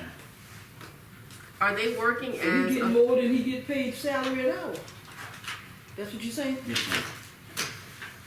are they working in a capacity as just private security, or are they working in the capacity of city police? They are at the football stadium over there. It is private security. Now, when people start fighting, they have the authority to make that arrest on assault and batteries, but they're not looking for the drinking in public. They're not looking for the loud music. Once the guys on the street get a call for loud music, or somebody's left that facility, now it falls on the city. But if they're over there on private security, they're using the police car, they're in the uniform. So are they really private security? Because they're using city stuff. And their issue weapon, They're not driving their own But they're not, stuff. they're They're not on using the clock. city They're stuff. not on the clock. They're not getting workman's comp. But they're using our equipment and our Yes, ma'am. cars. Yes, So ma'am, they are. is If it they, really private yeah, because security? if they fire their weapon at that foot, if something happens, for some reason they fire a weapon, they firing a city issued weapon, the city's liable. I mean, it puts us in a liability. It will probably put us on the lawsuit paperwork, Yeah. but you'd have to ask somebody with a little more knowledge of it. I would say it doesn't put them as much as you think it does, because they're not acting on the city's behalf. They're not getting workman's comp. They're if they get hurt, they're on their own. If they slip and fall down the steps, that's on them.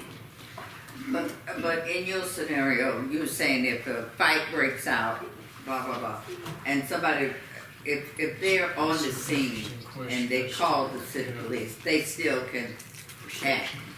Yes, ma'am. Okay. And so, cause I'm just saying it doesn't matter. That's where it's gonna get complicated, and you're gonna put attorneys in it that say what percentage. If I take my duty pistol home, and there's a home invasion, and I protect myself, is the city liable for me discharging my firearm in my house? Well, see, I think they should get paid additional funds like that, because they're doing extra work, and I'm not saying cut the officer should get that, but I'm thinking at the same time, the other person should raise the fee so that they can make more and the city can make something to keep that guy in a nice I spot. understand the city side of it, I totally understand. I'm Again, not- so that the officers know, we're saying this, that it will benefit them to be able to ride in a car that's got a camera, and be able to have the vest that they need, and everything provided to them, so they should get what they're, they should get the extra fee for it. So, like the guy, I'm sorry, like the officers at specialty oil, they're on that's their time, they're private Yes, ma'am. when they're there, but see, if I see them out there and somebody, you know, robbing the lady down there, a big fight, or something down there, I go to them, cook it, and call you down. And they'll pick up that radio or that phone, And they'll call. and they call him. I mean, they have saved us. They don't have to do the report. They don't wanna have to do the booking, they don't wanna have to do the ticket, no more. I mean, they have saved us a lot by being down there. I mean, 'cause we know they're there, but I know they're on their own, but they react to us with any situation. Thank You you. can get somebody there a lot quicker than the private security. Let's see what other municipalities are doing. Municipal association could have. Hartsville, any side jobs, they send it through, name of their temp server, their off-duty, after-hours, company. If you need officer off-duty, you go through them. And doesn't have anything to, I mean, I say it doesn't have anything to do with the city. I'm sure the city gets some of that back. Just right but- there. I was on the phone. Maybe we need to get, municipal association to offer some advice on how other communities are handling these types of things, and what kind of, as you say, not profit margin added to it, but cost of doing business added to it. Because if you've got some additional funds that the city is making, then that may be a revenue source that can be used to help put those 4 to 8 other officers out there. You know, if Let's skip up. entities that are using the police officers decide it becomes too expensive for them to do it, then that's a decision they make, but it's not costing the city anything to put an officer there. But it looks like something that needs some additional study. Because I'm just look concerned about our liability issue, and if they're working for us, then that they would be covered, you know, if something did happen, and that vice versa, that we're not, the city wouldn't be held liable for something they're doing off hours, when they're not on our clock, they're still using everything that's ours. Kevin's not here, but I mean, I don't want the insurance reserve fund to end up saying Well- you're on your own. They do ask us every year, we get to, on their questionnaire, their risk assessment, do we have, officers working off-duty jobs? We do. Does the city, do any scheduling or anything with it? No, we don't. They understand they don't have workers' comp, they understand. I know, but what we need to ask is that causing our insurance to adhere? Because when I put down, my gym is 24/7, and I put down I got tenant bids, and I put down I got weights, then my insurance goes. But if I told them the city's scheduling, it didn't necessarily mean the city's on the hook for even more. So, But they don't, do they have a question that says, are the off-duty officers showing up at city issued automobiles? So the next line, Yeah. I don't believe there's a question that they ask about that, but I understand the question, yes, sir. Yeah, but I'm saying the insurance could be lower if you said no to that answer. so, Yeah. okay, to me, it's the same. Off duty, you off duty, Off duty. and you live next door to me. Mhm. I called because I got an incident, and my off-duty officer come. He is, to help me out. He's still always on duty. He's always on duty, right? Yeah. But that's all I'm saying. It's not the same if he's I getting don't think it paid would cost by the insurance. somebody, if he's getting But to paid. me, it is because on your off-duty time, suppose he's working in the house, doing insurance. I mean. It's not the same when the money comes into play. If I'm off duty and I'm working as a painter, Yeah. and I mess up somebody's wall Yeah. or ruin their hardwood wood floor, is there any chance that the city would be liable for any of that? No. But if I'm working off duty as a security person in your uniform, in your car, using your equipment, there's a possibility that you could be responsible for that. No. As a city. Even if you jump in your. Did I say that? Is that correct? But still, Yeah, but even if you jump in, if you're off duty painting somebody else's house and you're a police officer and you got your gun and you jump in your individual car and That's what I said. You know. I'm in my house asleep tonight. I got to, wait a minute, I got to get an off-duty weapon to defend myself. Whatever I find first. but the main thing is, I mean, we need to check on that, but the main thing is that we don't need to lose when that officer's out there using our stuff. We need to- I agree with you. That's the way that you can make some form of a profit, but definitely don't need to lose anything. Don't need to lose. That's what I'll go for, at least on that. I'll Anything else take you wanna bring care to our of the world, attention? but we don't need to take care of the world. No, no, sir. Yeah. Radio dispatch, that price is set by the county. I know the board has come up with numbers for that every year. I put a number down there just anticipating. On my third page, 397, that is the lease contract.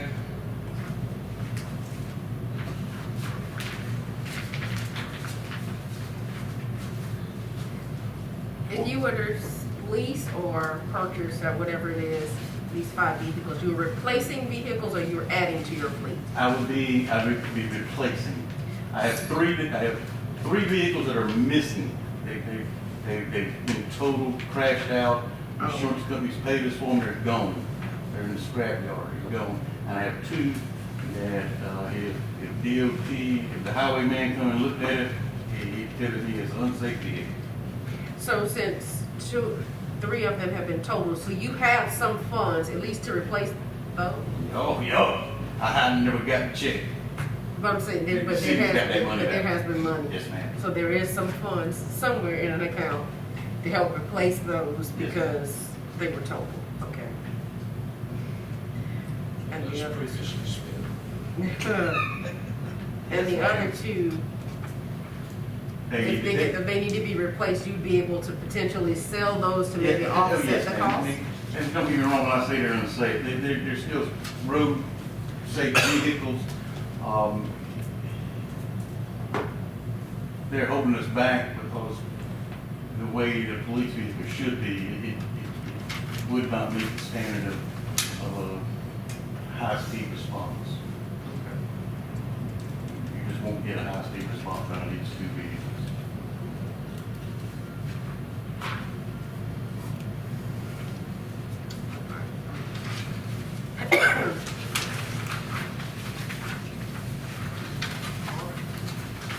Next week, I'll try to have that information for y'all, how to close the business tomorrow. Thank you. All right. Our public and community affairs budget, Hunter Thomas. good evening. Y'all gonna turn the air on. So this is all I got, just one sheet. Mine's probably the easiest stuff of all. So where you'll see there on the 1, 2, 3, 4, 5th column, that's where all the changes have been made. If it's in purple, that means it's more than it was last year. If it's in green, that means it's cheaper than it was last year. So we'll start with 0, 1, 2, the PD regional, the PD RTA. Ms. Hawkins, you might talk about this just so you know that. Yes, the mayor and I met with Mr. Strickland of the PDRTA. PDRTA provides free transportation around the city and has connections to other parts of the PD area for those that might work hospitality at the beach or just need to go to school in Florence area. When he met with us, he didn't directly ask us to increase it, but there are needs that continue to happen. You know, gas prices and just paying people and keeping up vehicles cost more each year. So if you're agreeable, I asked Mr. Thomas, since he that his concert budget didn't need to be as robust as it was this year, to move some of that money up to that line item. And I can reach out to Mr. Strickland and say, this is only as we're able to do, we'll increase it this year, we don't know about next year. And Mr. Thomas has assured me that he will highlight PDRTA is here and where people can ride for free. Might even do a little ride along with them. I never find it. And One other part. so that everybody knows back there in the back that they ride for free in Darlington. Okay, they don't ride for free everywhere else. Okay, Right. and they do take them as far. The battery plant, he said they're asking them to be able to take them there. They're taking them as far as I think Harbor Freight and so forth, and so they take them around a lot. I mean, it's way more than what I realized.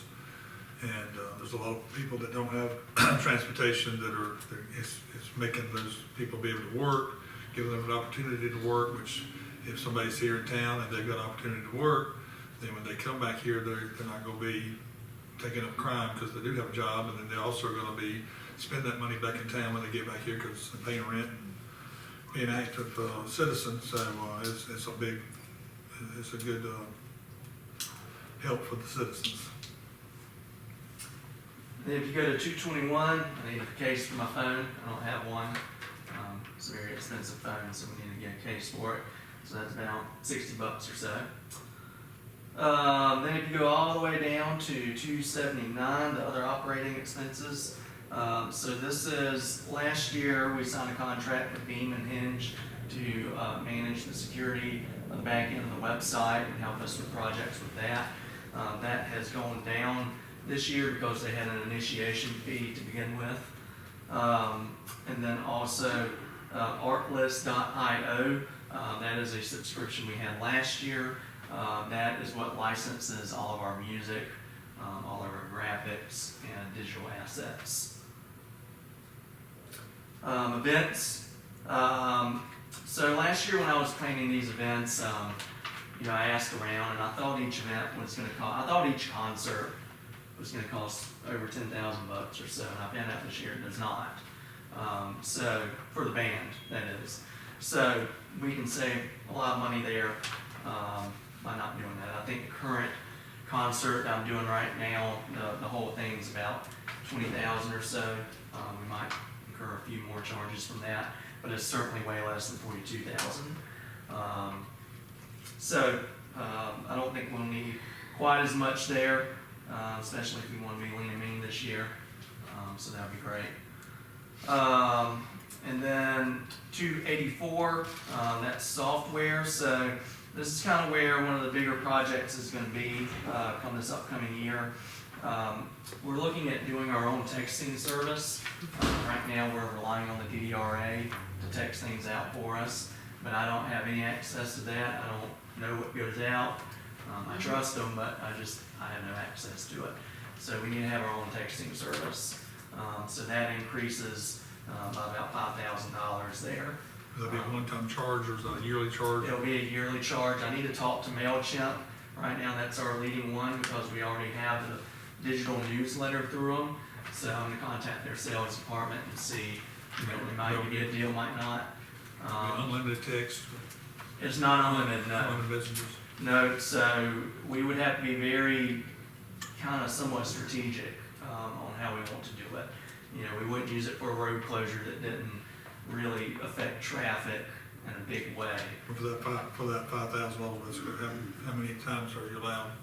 It depends on what service. So it might be 100,000 texts, it might be 50,000 texts. That is per, But you gotta remember, every text you send out is gonna be 5,000, 6,000 at one time potentially. So that adds up very quickly. so it's not the number of times it goes, that's the number of people it's hit. Yeah. So whenever you save your contacts. So the larger our group is, the more it costs. Okay. And you can always add on to that. We have some others in mind that were around 5,000 as well. So 5,000 seems to be the average price for this kind of service. Do you know who DDRA ever used them? They said it was through their website. I didn't ask too many more questions about that. So you're working on a list for, No, so they'll provide the list. Some services already provide a list, and then other times we can purchase lists and populate it. Okay, And then so- people can sign on if they want to. you know. okay, so you might end up sending it to someone who really doesn't live in the city. It might just be, or it might not even necessarily work in the city. No, we can do it to a geographical area. Okay. Like Text My Gov, they Mhm. said they found about 5,000 cell phones in the area. Okay. Some services can leave messages Mhm. for people who don't have cell phones, Okay. but that's a much higher price. So, just some strategy that we need to consider I internally. think the one that DDRA was using, you had to actually, sign up for. So I don't know if it hit other people too or not, if it just hit just the ones that you signed up for, but. And can I add something to that conversation? The utility billing may have an option for a broadcasting or telephoning file. We just haven't heard back, but then it's being investigated. And we have a few months before the new fiscal year. We'll continue to look and see if we can find something that's, the best fit. Okay, So we're not, we don't have to do MailChimp, Right. but right now MailChimp might be the best interaction because he already uses it. And it's a relatively new offering from them. But it certainly can be higher than 5,000 it definitely was. There's several that's higher than that. And then what's kind of changed a little bit with 284, our website has a lot of, I guess the easiest way to put it is apps that have yearly charges. I mean, it's like $30 for one, $160 for another. That was in a different line item somewhere else in the city that I'm gonna now take over for that.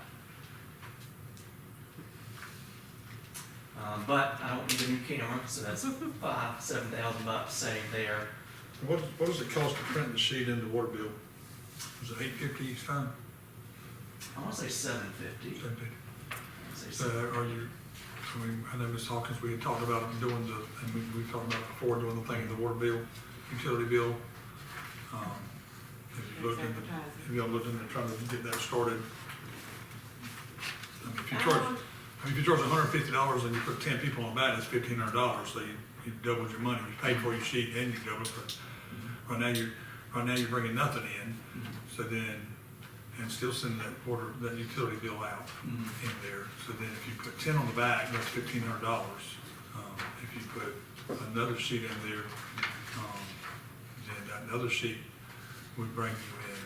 You could put front and back, completely resell it to where we can sell ads in the utility bill. $150 is just a random number, but $125, $150, whatever, to where you're generating funds to come back in also. So each department's trying to look to do what can come back into the city. We talked to Ms. Hawkins about that. Yeah, so we talked. You did? Okay, so that's all for your budget? Yes. Okay, so I have a question, because last year, or the Christmas lights, a portion of that came out of your budget. So I don't see any mention here about Christmas lights, and we know that there are costs associated with that, with everything from the electric bill. Do we have any idea of how much that ended up costing us? I asked, but nobody ever gave me an answer. Yeah, because I'd love to see us get we need some sponsors. We need, I went through great Christmas light stuff down in Santee. But I mean, they have sponsors, and the city is struggling with funds, so we need to find some sponsors so that we are not having to shoulder the burden of all of this. I just wondered how much this ended up costing us, because between the cost of the lights, the equipment that you had to rent, so that when you're seeking sponsorship, that we're asking for the right dollar amount, and that we're not just getting pennies when we actually need dollars. And I know we saved about $1,500 to $3,000 because we left some of the lights up. We got everything up that we didn't have to get a lift for. So we saved some money there with that. I don't know how much the electricity costs. But, yeah, so that came out of the events. Lori should be fine. Yeah, can we get an answer on that? I asked a few months ago. It'd be nice to get. I think at that time we hadn't received the bill, but Okay. it has come in. I'll get it. So we need, but, you know, to actually, And we also, for full cost of that, we need everything from, the electric bill to the cost of the labor, because they were employees that had to be paid. they were getting paid either way. Yeah, but some of them worked on the weekend. I mean, you will put lights up over the weekend, so that was, I'm not sure if all of this would come But in line. it wasn't no overtime pay that I understand. No, and they also, that's during their downtime, so they're just doing maintenance and other stuff during that period of time, so they yeah, I'm just saying what they- on the employee hours. but They're that just was fixed still, costs. It's that was not an still a added cost. It's fixed cost. Just as to put the new electrical outlets in, I mean, we ran electricity, you had to rent equipment.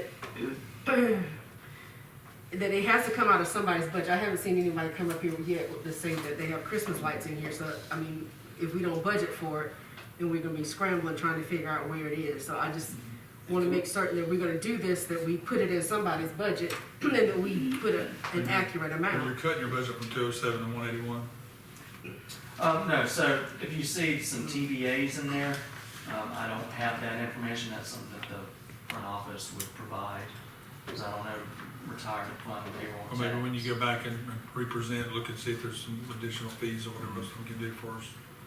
Look and see what the lights cost us, and so see if we can budget some for the lights. Also, can we look at finding out how much it would cost? I don't think it's like less than $1,000, to put a timer on those lights. They could put a timer on that electrical box, so they cut out and all. They wasn't done. No, I asked you about it whenever we. No, we didn't do had that because it was discussion. late at that time. It was too late. Shouldn't cost much for we, if we cut a I time. think we ended up just unplugging it at the Couple of time. The somebody's saying. and we You just should be able to said put a cut time on it for a couple $100 to afternoon it. Till 10 o'clock at night. Okay. All right. Thank y'all. Tony, you got anybody else in your department, or is it you just a one man? I would love to have marketing coordinator, but I think, you know, this is the first ever budget for this department, so we might have a little ways to go. I saw something where you said that we were given a raise in July 2024, and I didn't think there was any we to it. I thought it was, Oh, well, I meant the team, the whole city. oh, okay. I think everyone got like a 3 or 4% raise, something like that. Well, again, Excuse myself. I've asked for this for a while, Mhm. for the water bill.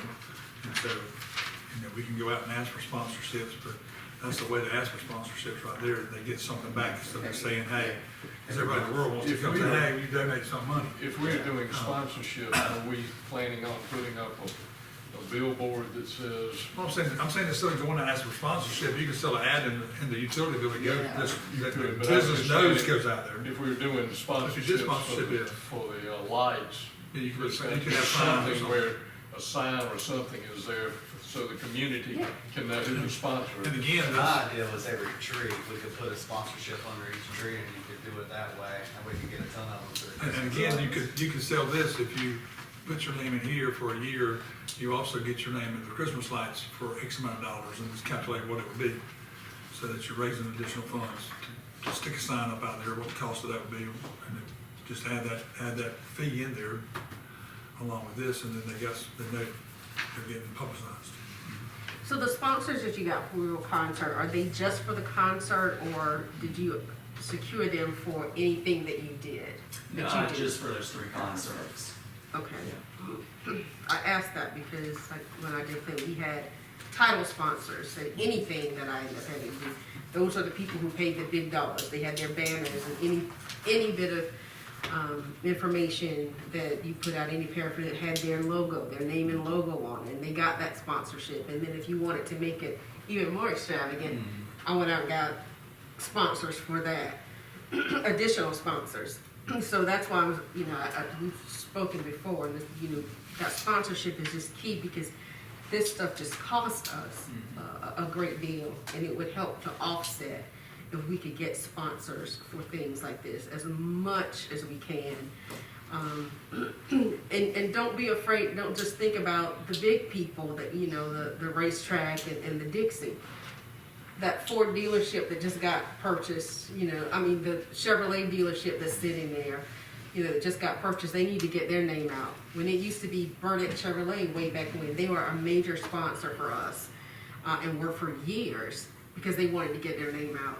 So I just say, don't forget about those people, the car dealership or some other business, because they have a budget for advertising, and they might be more than happy to say that every time they have an ad, that you agree to give them an ad on our website that's going to be there all the time, that their name, they get recognition on a newsletter, it has value. And then we can come up with something with that value and ask them for that, so that we can, you know, help with this and make your projects even more spectacular. Okay. Thank you. Thank you. Our administration clerks, the court, building department budget. Ms. Hawkins and Ms. Bridges, I think Ms. Bridges is not here, so I guess Ms. Hawkins can present it all.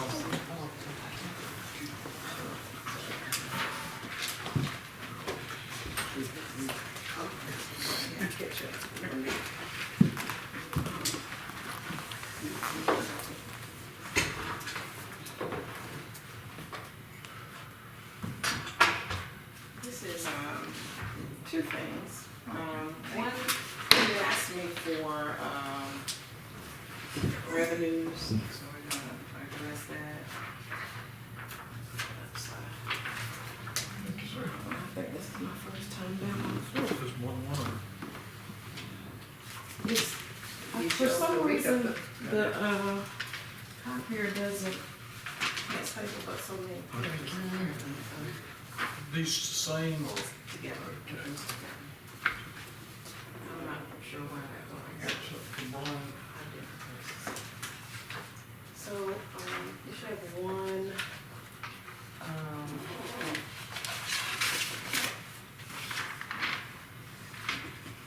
page one. The items at the top, just disregard those. That's just how this report is presented. I'm used to using the computer to, process my budget, so I only have to do it one time and just go back and change what I need to, but if you'll just, this top part, just. Gotcha. That's the debt service, we'll fill that in, you know what that should be. Before we start on, the first page, let's go to page 2, at the bottom. That is, now, let me preface this with, most of these I did not change. Either we're gonna leave it as is. If it seemed like that was not being used, I reduced it. Right now, the salaries and wages are as they are, and we'll decide later whether we can give a raise. There are some specific employees that I've been asked to look at and that have been brought to my attention, that may need some type of adjustment in their grade. So that will be coming, but for right now, salaries are as they were. And you've heard many of the department heads, I don't think not one missed asking for some type of increase. So while you're looking at this, that's going to be the same, I'm sure. Everyone in legislative, y'all don't change, okay? You would have to do a change for the next sitting council, but you couldn't do it for yourself. So we left the travel expense the same. I did not know y'all traveled as much, but if you were to see your current, it's about 13 grand, and I was like, I didn't know that y'all had traveled that much. So Where are you looking now? oh no, this is some of my notes right Oh, here. no. This is my pencil copy of the reports.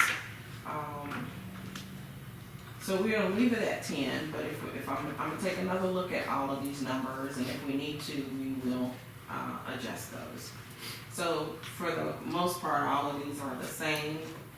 If you go down to postage, I just included $50 more, but that might have to be a little bit more because postage has gone up again. And I think there is a forecast that it will go up again. I think it's going up every 6 months. I'm not sure. I pay my bills online. I don't hardly put anything in the mail. But that did draw my attention, and I said I need to give me some forever stamps before they go up again. So the postage is one item, and then the next one is the telephone. This past year, we've already gone over that $10,050 that was there. It may be an issue about allocation, but we'll look at that, like we said, for the other groups, departments, excuse me. Go on down to yours ends right at 1.5, the professional services, that is our legal staffage. I left that as is. What page you on now? I'm still in the middle of page 3. Legal on the right-hand side of the department. And I just went through municipal court. That was the increase for the postage and for the telephone, so we'll take a look. Community promotions, Mr. Thomas has already given you that one. They're not reflected here. This is what I put in. If you go down to the bottom where it says salaries array, this is at men. Again, the salaries are the same. We'll look at being able to do any increases. Now I'm on page 4. And you point out what we've changed here. Postage, of course, we almost doubled it from 1,600 to 3,000. I think right now it's about 2,900. Dues, I put an additional $1,000 for my membership in the ICMA. I'm not quite sure what it would be. It is a little bit lower for smaller cities, but I believe that should handle it. A little bit more in telephone and telegraph. We do use a managed service provider, and we are paying per handset on the desk. So we're going to look at that, and that probably includes our mobile phone. So I just increased that about $200. Maintenance and service. When I look at maintenance and service in our current year-to-date, it is extremely high.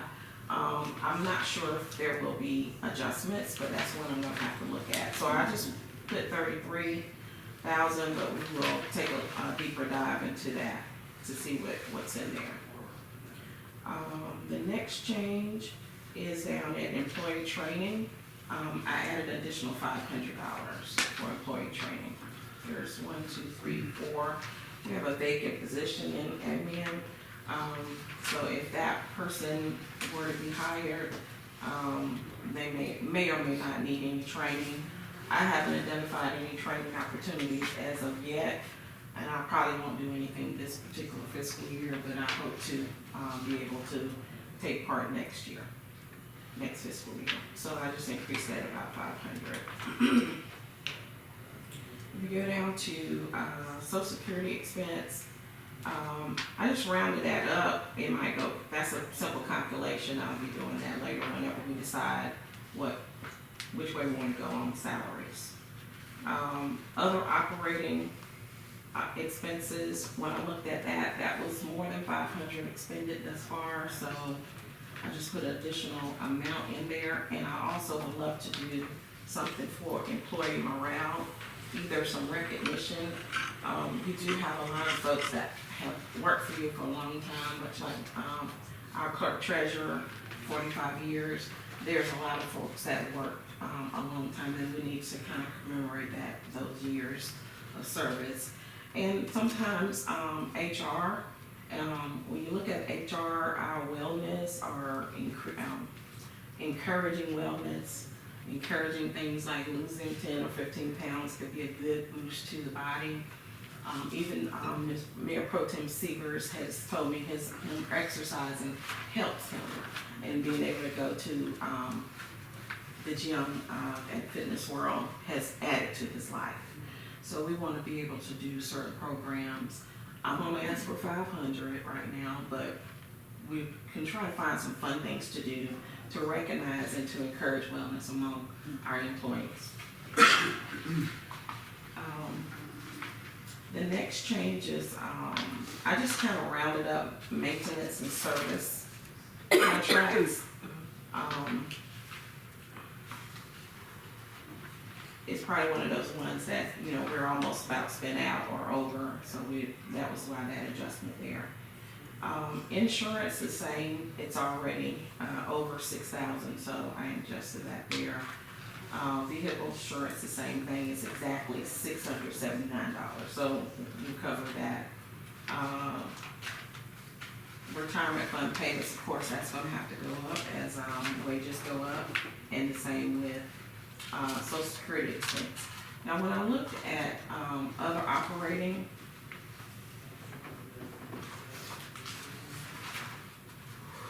oh, I'm sorry. Stop administration, that's public buildings now, I'm sorry. And we're down to other operating. I believe that there were some additional expenses unforeseen, and it far exceeded the $500. The principal, that's gonna always be going up as your interest goes down when you're amortizing this. Just one quick question.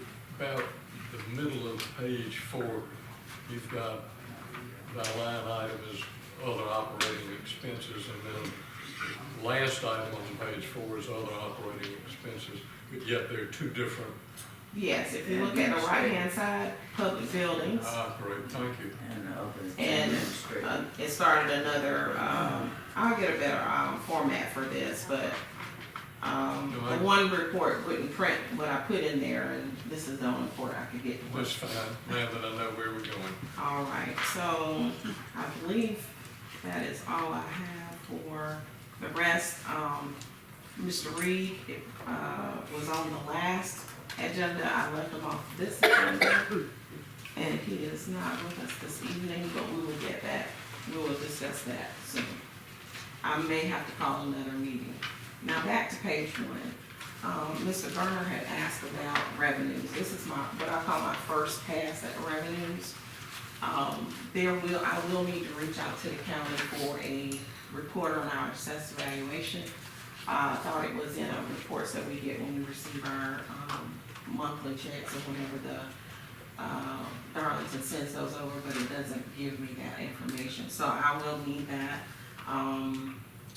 to calculate the loss and the other adjustments to our assessed valuation and our tax millage. I have to have that number. However, go ahead. I'm sorry, didn't they do a countywide reassessment?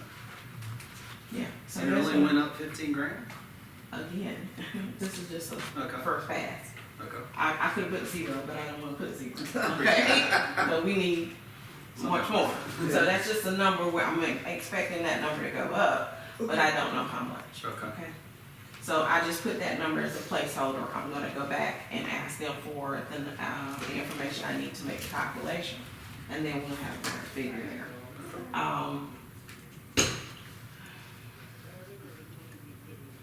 The telecommunications tax is the same right now. I did increase the fire district. It has been rising over the last 2 years. Mayor Boyd, you had asked what can we do to increase it. I did have a conversation with Police Chief Kavanaugh and Assistant Police Chief Bailey. And they explained to me the best way. It was just a agreement that just moves. It doesn't, you don't go back to the table. I don't say you can't, but they haven't.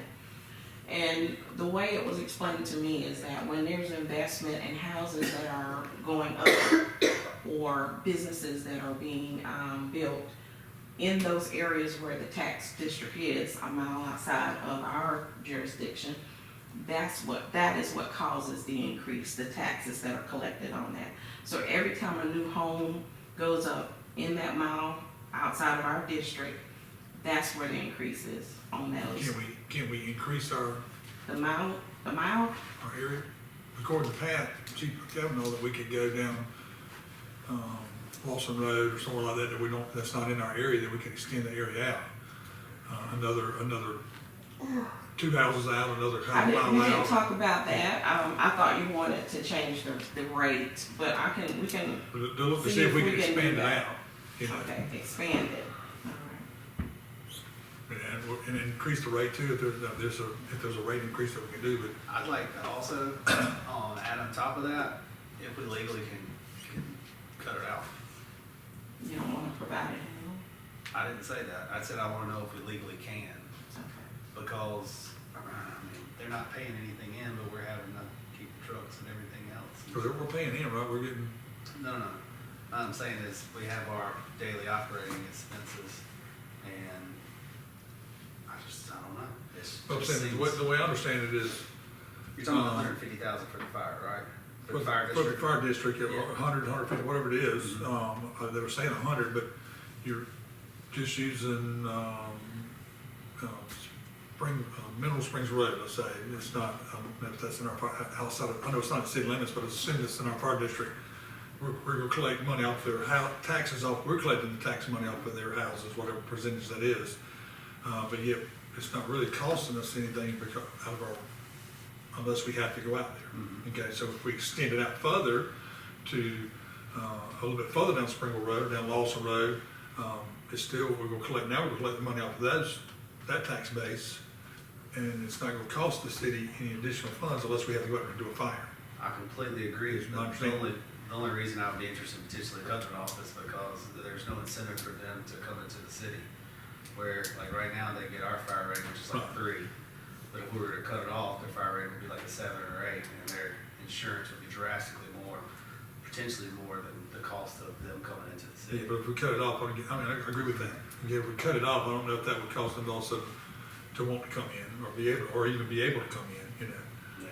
Because I can't get this person over here until I get this one. And this one might be screaming to get in here, just using the door and the chainsaw, for example. Yeah. They may be screaming to come in, but yet, if we don't get SPC Credit Union, which is the first one in line, if they block it, then you can't get over here.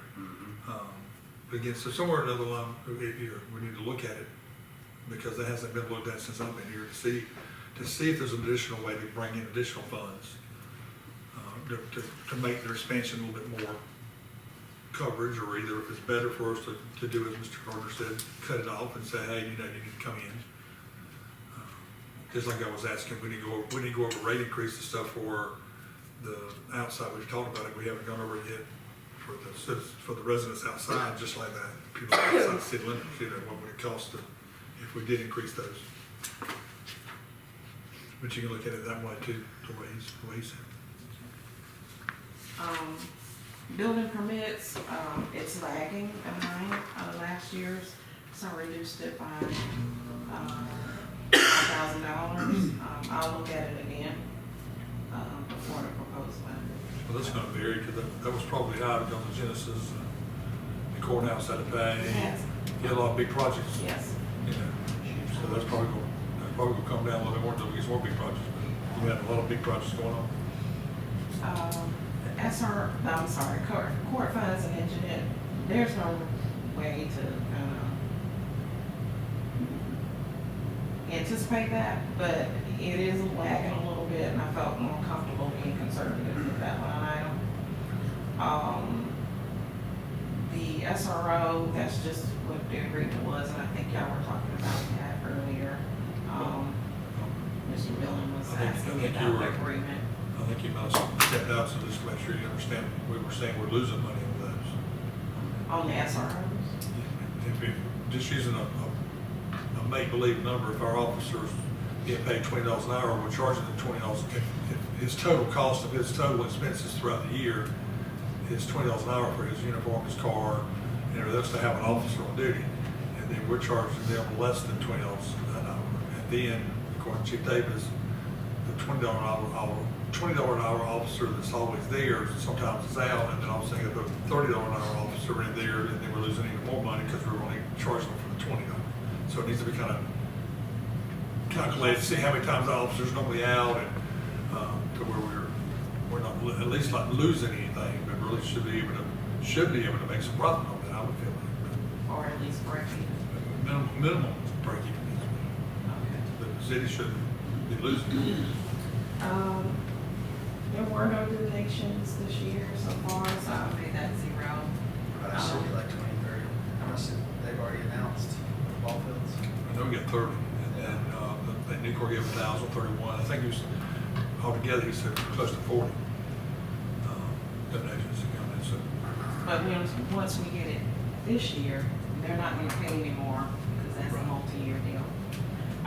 So we still wouldn't budget 30, and we still, I can put the 2,000 back, unless he thinks there's gonna be another push to, gain some more sponsorships. When I was a child, that backfield was covered Yeah. with signs, and it needs to be. I asked him whenever he was doing that, if we could go. I think anybody who's doing the fundraising, once they come up with a fundraising plan, I'd love them to bring it to council. The more minds, the better, so we can make sure it's within what we're interested in. I mean, with the ball fields, we need to recruit, I mean, that 40K for those donations needs to go back into hospitality. So the money can be reinvested or at least pay down some of the bonds. Well, the purpose of that was to get the mower and the ball field outfitted. I think I know the that race- came out of yeah. the bases not being there was one of the first things. Yeah, there's some things missing. That, the reason why he and I talked about sponsorships so that they could have what they needed to do the Blue Street ball fields. It wasn't just to raise it. He was saying, I need. I encouraged them to come up with a proposal so that we could see. I didn't expect as much as expected. I'm really thrilled. I think that was a Again, good I know they need a opportunity. lot of that for right now, but as Mr. Gardner was saying, the backfield, again, as I talked about the trash truck, and I know some people have said, who wants to put their name on the side of a trash truck, but we need to put our name anywhere we can put it, and if we can put a banner, a 4x6 banner on the back of that fence, and the banner costs you $100, and you sell it for $200 for the year, you still at least spend $100. And you got to rate the people out here, but, at least, There is. come up with some number on there to where you make it There above is. what It's you got in there. multi-tiered. It's multiple tiered. Yeah, but we need to fill that fence up with names, and that way they're generating money, hunters generate money, the police department should be losing money. I mean, they gonna lose money, but they should be losing money, we're losing money. So all these holes need to plug. My father donated to the police department. So, I mean, anytime we're doing that stuff, let's just communicate with council before we go to the public.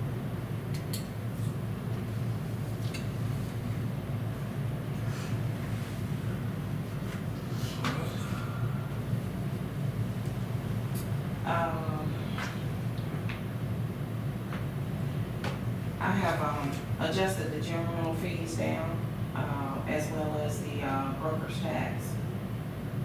Going by what we've got so far, that might change. I think that's only a one-time deal, but I will double check these numbers. The insurance tax program, the same. The interest earned, apparently we had a whole lot last year, but that's not the case this year, but I will double check. Maybe there's something that I do not know. The rent the same. The downtown rental spaces, we have had some that have not stayed the course, so I moved that down by 3,000. The franchise agreement the same. The state aid, that is gonna be part of the, if I'm not mistaken, the calculations that need to be done. So I just rounded that down. Homestead taxes, again, is part of the calculation. Manufacturer's exemption, I expect, it has been high the last 2 years, and I expect it to be the same next year. The merchant inventory tax is the same. Lost property tax credit, that's part of that calculation, as well as the lost revenue fund. Accommodation tax expected to remain the same. Decrease the fees from utility billing, doing the set-off debt program, that went down. Sanitation fees, we'll talk about that. I'll have more of a calculation for that, but at least what we've gotten budgeted this past year and this year, it should be around that same amount. Unless we do move forward with changing it and increasing the rates. You had heard Mr. Morris talk about the $2.50. He did present that to y'all on water and, Well, he gave us, we didn't talk about it, but he, okay. Well, give me some feedback on that. We could do the same with streets and sanitation. I have not talked to Mr. Reed about that, but I am interested in doing something similar to that. The fee in lieu, we have not gotten our receipt of that just yet, so I'm leaving that at the same right now. Recreation Department, that fluctuates. There's maybe a chart on there. I haven't seen it. But I think there's some notes in the office And from, then some years it goes lower. yes. So, Miscellaneous revenue the same. I have no reason to believe it will change. Surplus return, I brought that to 500. The guards, 20,000. The Williamson Park Fund is the same every year. And the streets and sanitation capital is just a calculation of how many we have. The water and sewer, that's gonna be a calculation that we're gonna work on. I don't believe they mentioned that to you earlier. It'll just be a calculation of our average, customer base. Current, and we have discussed increasing that, and just kind of right into the budget or into, an annual increase. I've seen people do 1%, 2%, or 3% every year automatically. You don't have to come back to you all. It just happens. That is one way to do it, or you can look at it every year and decide based on what the expense is, what those rates should be. I know that the taxes, you told me, you went up as high as you could go the last time. So we're gonna have to figure out, which way we can go. We will be reviewing, Something to eat, shopping. is there a time limit on that, on the taxes? You have a couple of years, right? Is it 3? The mill increase? Yeah. Because I know there was a while that didn't go up again, it might be better to inch it up a little teeny bit compared to what they did last time. yes. I don't know if there was a time limit on when you. There's a time limit on, you can lose it if you don't. What was it, 5 years? 'Cause we hadn't been raised in Yeah, 5, and we because were we're about to fixing- we're about to lose lose. like 3 mills or something like that. I remember her saying. Again, it would be better to kind of inch it up instead of doing like they did last time, just hit everybody. Yeah, question. The homestead taxes, what was 140 to 142,000, that's taxes from people's homes or? Homestead, yes. That's one yes, hour? That's what? It is for, folks that have, if I'm not mistaken, they're like 65 or Oh, older. okay. And their rate is adjusted. I And the believe. franchise agreement, is that from Duke Energy and stuff like that? Yes. We collect from Duke and we collect from Yeah, Spectrum and gas. Spectrum. And the radio tower, where was that at? That would be the water. They're collecting that fee. Yeah, you talking about the, water tower? The water Cell tower phones? where they have the radar on top of it, it's like 40-some thousand a year, I think is what it was. When, do you remember the last time y'all, talked to them about those rates? Now, I know Howard had brought before about wanting to sell it, and I was like, we ain't gonna sell it, because he was saying that it was eventually you go to 5G, that it would go up even more, so. Sure. Again, there should be somewhere in there that needs to be looked at to see if we can go up on that, or what the fee is on that, because we definitely don't want to sell it, but again, is it where we can go up on it, or is it gonna go up, or is there a contract on it, I don't know. And, what's happening here? Any other questions?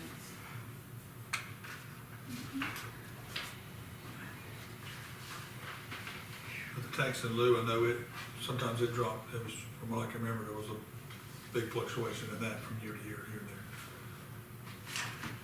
Definitely look at that. Thank you. Thank you. All right, is that the last part too, you want that, all that was together? Okay. All right, update, on the discussions, chamber, request for the firework donation. We talked about it before. I had asked if we could put, an item on here. Can you amend the agenda in the middle of the meeting, or did you have to do that at the beginning? Is it at the beginning where we have to? So we have a business license, so we have the farmer's market. We got this on. Oh, business license? Okay. Right now, My apologies. we're discussing the fireworks, to see if, you're fine with, offering something like we've been doing, or more or less, or what you need. I think they were asking for 15, I think we've been doing 12. I'm fine with 12 and a half. I don't feel comfortable increasing it. I also don't want to cut it off 6 months before, 3 months before they have to do it. I think that sometime between now and June, or now and July, or maybe right at July, we need to discuss what we're going to do long term in the future. But I don't think, 3 months before it happens, that we need to just cut them off. It brings a lot of people in the town. It's an issue. All now. No. This same conversation came up last year about the fireworks and discussing the fireworks, and now you come with the same thing saying, oh, we don't wanna cut them off 3 months before, but this conversation came up last year, same time, about these fireworks. Well, I think So we need what, to. I mean, to do it. what are you saying? I'm all for fireworks, I mean, I just think because it's a city thing, I know it's the chamber who's sponsoring it, but we should participate because we should be a part of. My Things understanding, that, Mr. President you said know. we could be able to take it out of hospitality. Okay, and cover our other expenses as Yeah. well. But, Yeah. and I'm not trying to go overboard. I thought at one point that the amount of 10,000 came, but I'm willing. I just want us to participate. That's not, I don't want us not to be a part of. That's a Do you big have thing. a motion to make? I would like to motion, for 12,500, for the chamber's request for the fireworks donation for the July 4th event. I'll second.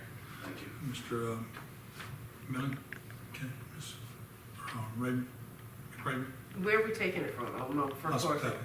hospitality. Okay, aye. Ms. Jiggers, aye. Ms. Baccus? No. Okay, thank you. All right, discussion of incentive of housing development. Did anybody else have anything? I passed out, just, again, this is not a legal document, or this is just a quick gist of what I've been asking for, thinking about, that we should try to offer. And I would like to see it come into play by July. I agree with Mrs. McRaven that we've got on here about the agenda for the, ordinance.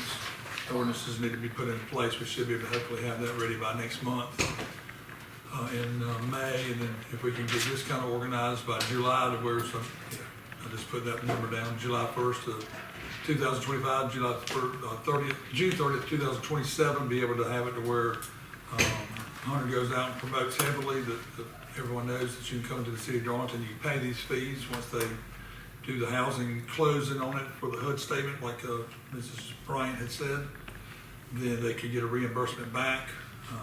I would suggest that if we do something like this, that whatever fees that they do pay in, it's kind of earmarked and saved, so that way when they do take it, the money's not been spent. They're ready to get back to them. But again, we've had 6 houses built in the last year.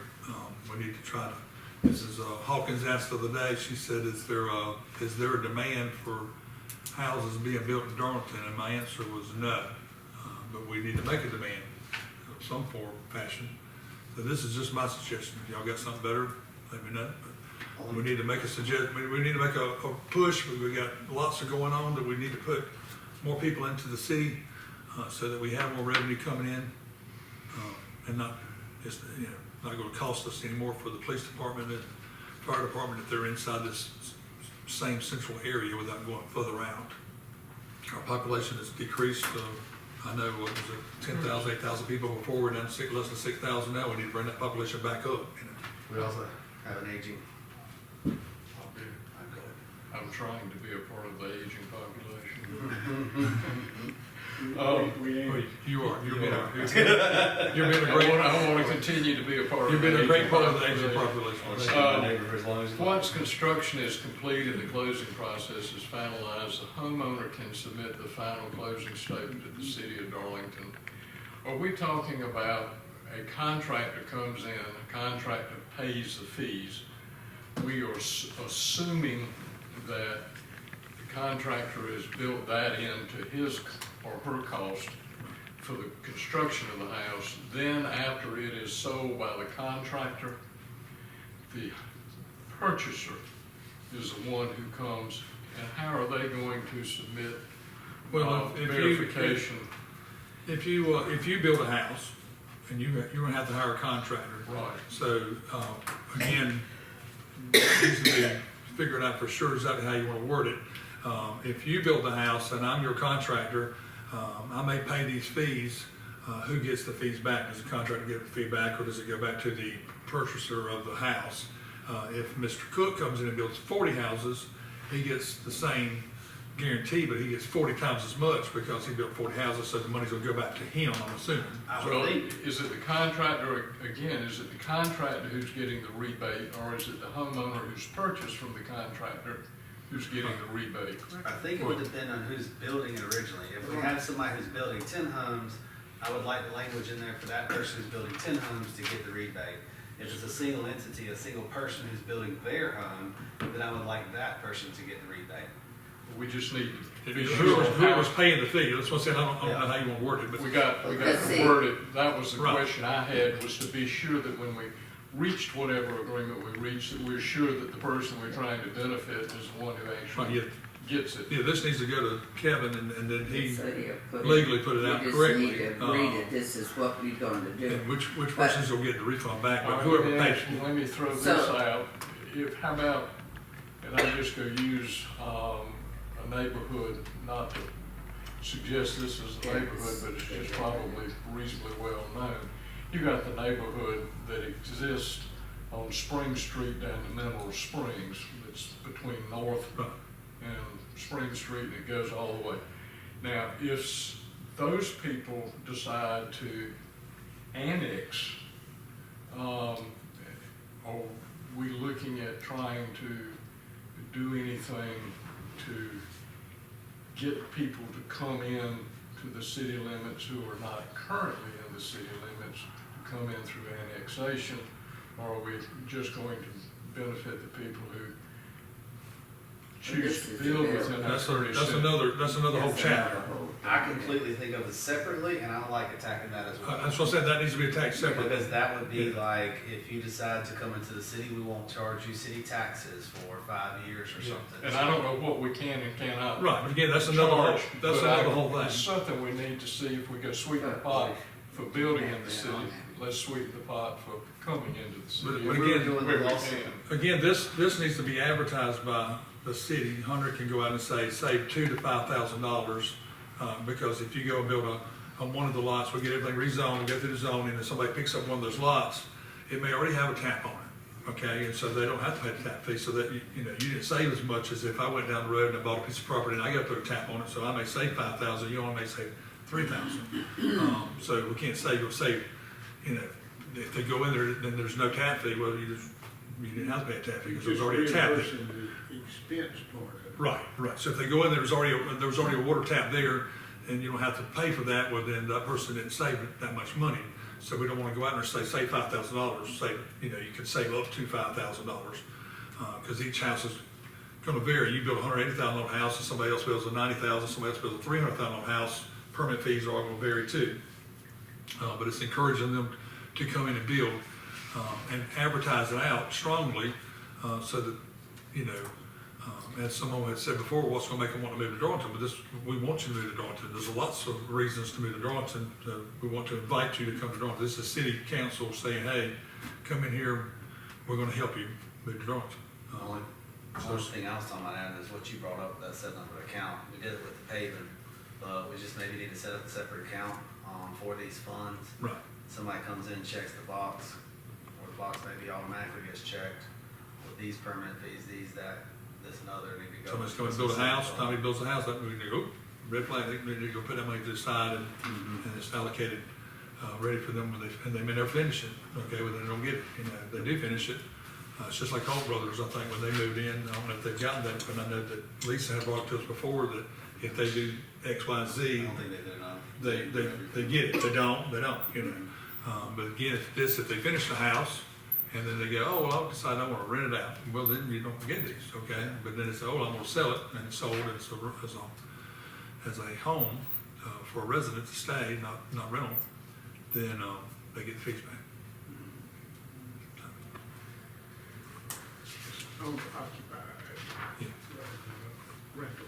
So again, I'll just, you know, so I know we're long tonight, but if you're fine, I would like to kind of give that to Kevin, and then he can feed it back to us, and then y'all can still tweak it some more, or Sounds vote good. it down, or whatever you want to do. I tried for a couple of years. If we get two houses You built. need to do Well, something. I was gonna say, you might This is get the one, you might first get, step. all of a sudden, it might light on fire, and we go, oh, crap, we got 100, you know, but hopefully we'll get a lot, you know, but we gotta try something. All right, zoning, ordinance, I think is Sheila, Mrs. Brown outside. All right, you go, she taking a nap over there. It's not my fault, I would've put you at front. It's always your fault. I hear your voice all the way in the hall. I would've put you at front, top of the line. Okay. Good evening, Mayor and Council. Good evening. So zoning ordinance, there's three things that I think you guys wanted to discuss. The mobile homes, this is and my recommendation about its ability to be replaced if something happened to it. If you could hand that to Ms. Hawkins. And it's very simple. I think that we are a country of equity. Thank you. You can hand that to Cheryl. And if we're gonna allow for citizens whose primary residence is a house, and we have a citizen whose primary residence is a mobile home, if something happens to that mobile home, they should be given the same amount of time, which according to our ordinance, as it is written, and as it is written in the old one and the new one, 120 days to remove and replace. I think that they should be allotted that same amount of time. So it's a primary residence regardless. I think that we, as a city, owe that to our citizens. This That's is what- just not allowing new mobile homes in. We're not changing whether new ones can come in, Right. but if there's an existing one and something happens, it needs to We be got 120 repaired or days, they can replaced. change. They have 120 days, just like it is for anywhere else that's non-conforming, to allow somebody to get a new home. I You think use it's the fair. word primary residence, It's their primary residence. if primary residence. I believe so. And not So if it catch on fire and burn down, and they can bring a new one in 120 days. Yes. Now, can we put like, I'm going to say nothing over, 20 years, you don't want something, an Right, yeah. old one. Yeah, can We you- already have that language. Okay, it's already there, okay. How many, I think right now it's 1996. 96, good lord. Okay, so can we like take the year off and maybe, not, because in 2030, year? you don't want somebody to say they Yeah. can bring in Yeah, a it has to be 1996. So saying year, can you just say one that's not more than 25 years old? Yeah. Sure. 25 years, 20, Well, 1996 right now is 29 but years. it probably hasn't been changed in 2 decades. Yeah. Yeah. Since the last ordinance was written. Some of them say that, 1996. I know some mobile home parks When was will that? allow you to bring anything over what? 2008. Some campsites. Chase was doing what, 20? 2017. 10 years. That's what she's doing over no motorhome either. Yeah, they were doing like 20 years. I think Cage is doing like 20 years. You can't bring a mobile home into that park that's Right, more than. however you guys would like I it. thought they even moved mobile home that old. Yeah, Can they you bring- can. If you wanna do, yeah. What do they we can. wanna say, 10 years? Has to be 10 years or newer? We'll bring it right. Oh, no, give people a little bit. Yeah, I'd say maybe 15 years on it. 15 years? 15 to 20, I'd say, 20, you know, 20 is old. but. We wouldn't go that far out. Yeah. Now you have to recall now, some had manufactured homes 20 years ago. So the way that they're built has changed over time. Yeah. That industry has kind of made better and better and better, so. You can't think of the 1969 one, you know, it's Yeah. not the same. I'd say, Now they're I'd say wind max, rated. I'd They say are max wind 20 rated. years, but I mean, They're 15, wind 20 years. rated and all. Just say the 20, Just Yeah, about I'm time like, with 20 years. I'm good with 20 Just years. say- We gotta Yes. move. Yes, ma'am. I wouldn't say anything over than 20 years, because Come on, those are guys, wind, 15. would be wind rated. This is- I agree with 20. I think that's fair. Yeah, So we all say, agree. Sounds good. I'm telling you.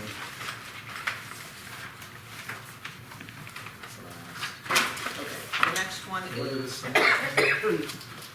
the second one is, in regards to the development district, adding the development district into our ordinance so that, properties that are being annexed in, that are on the outer perimeter of our jurisdiction, can be annexed in as a development district, which means, at a later date, as we do grow and something wants to be developed at it, it can come back, and get it rezoned into what the planning commission and council feels as though is appropriate for what is being done and what is currently in the area. But it will allow us to put farm animals, into that district instead of allowing it just to be an R10 and farms and ranches. It'll allow us to move everything into that.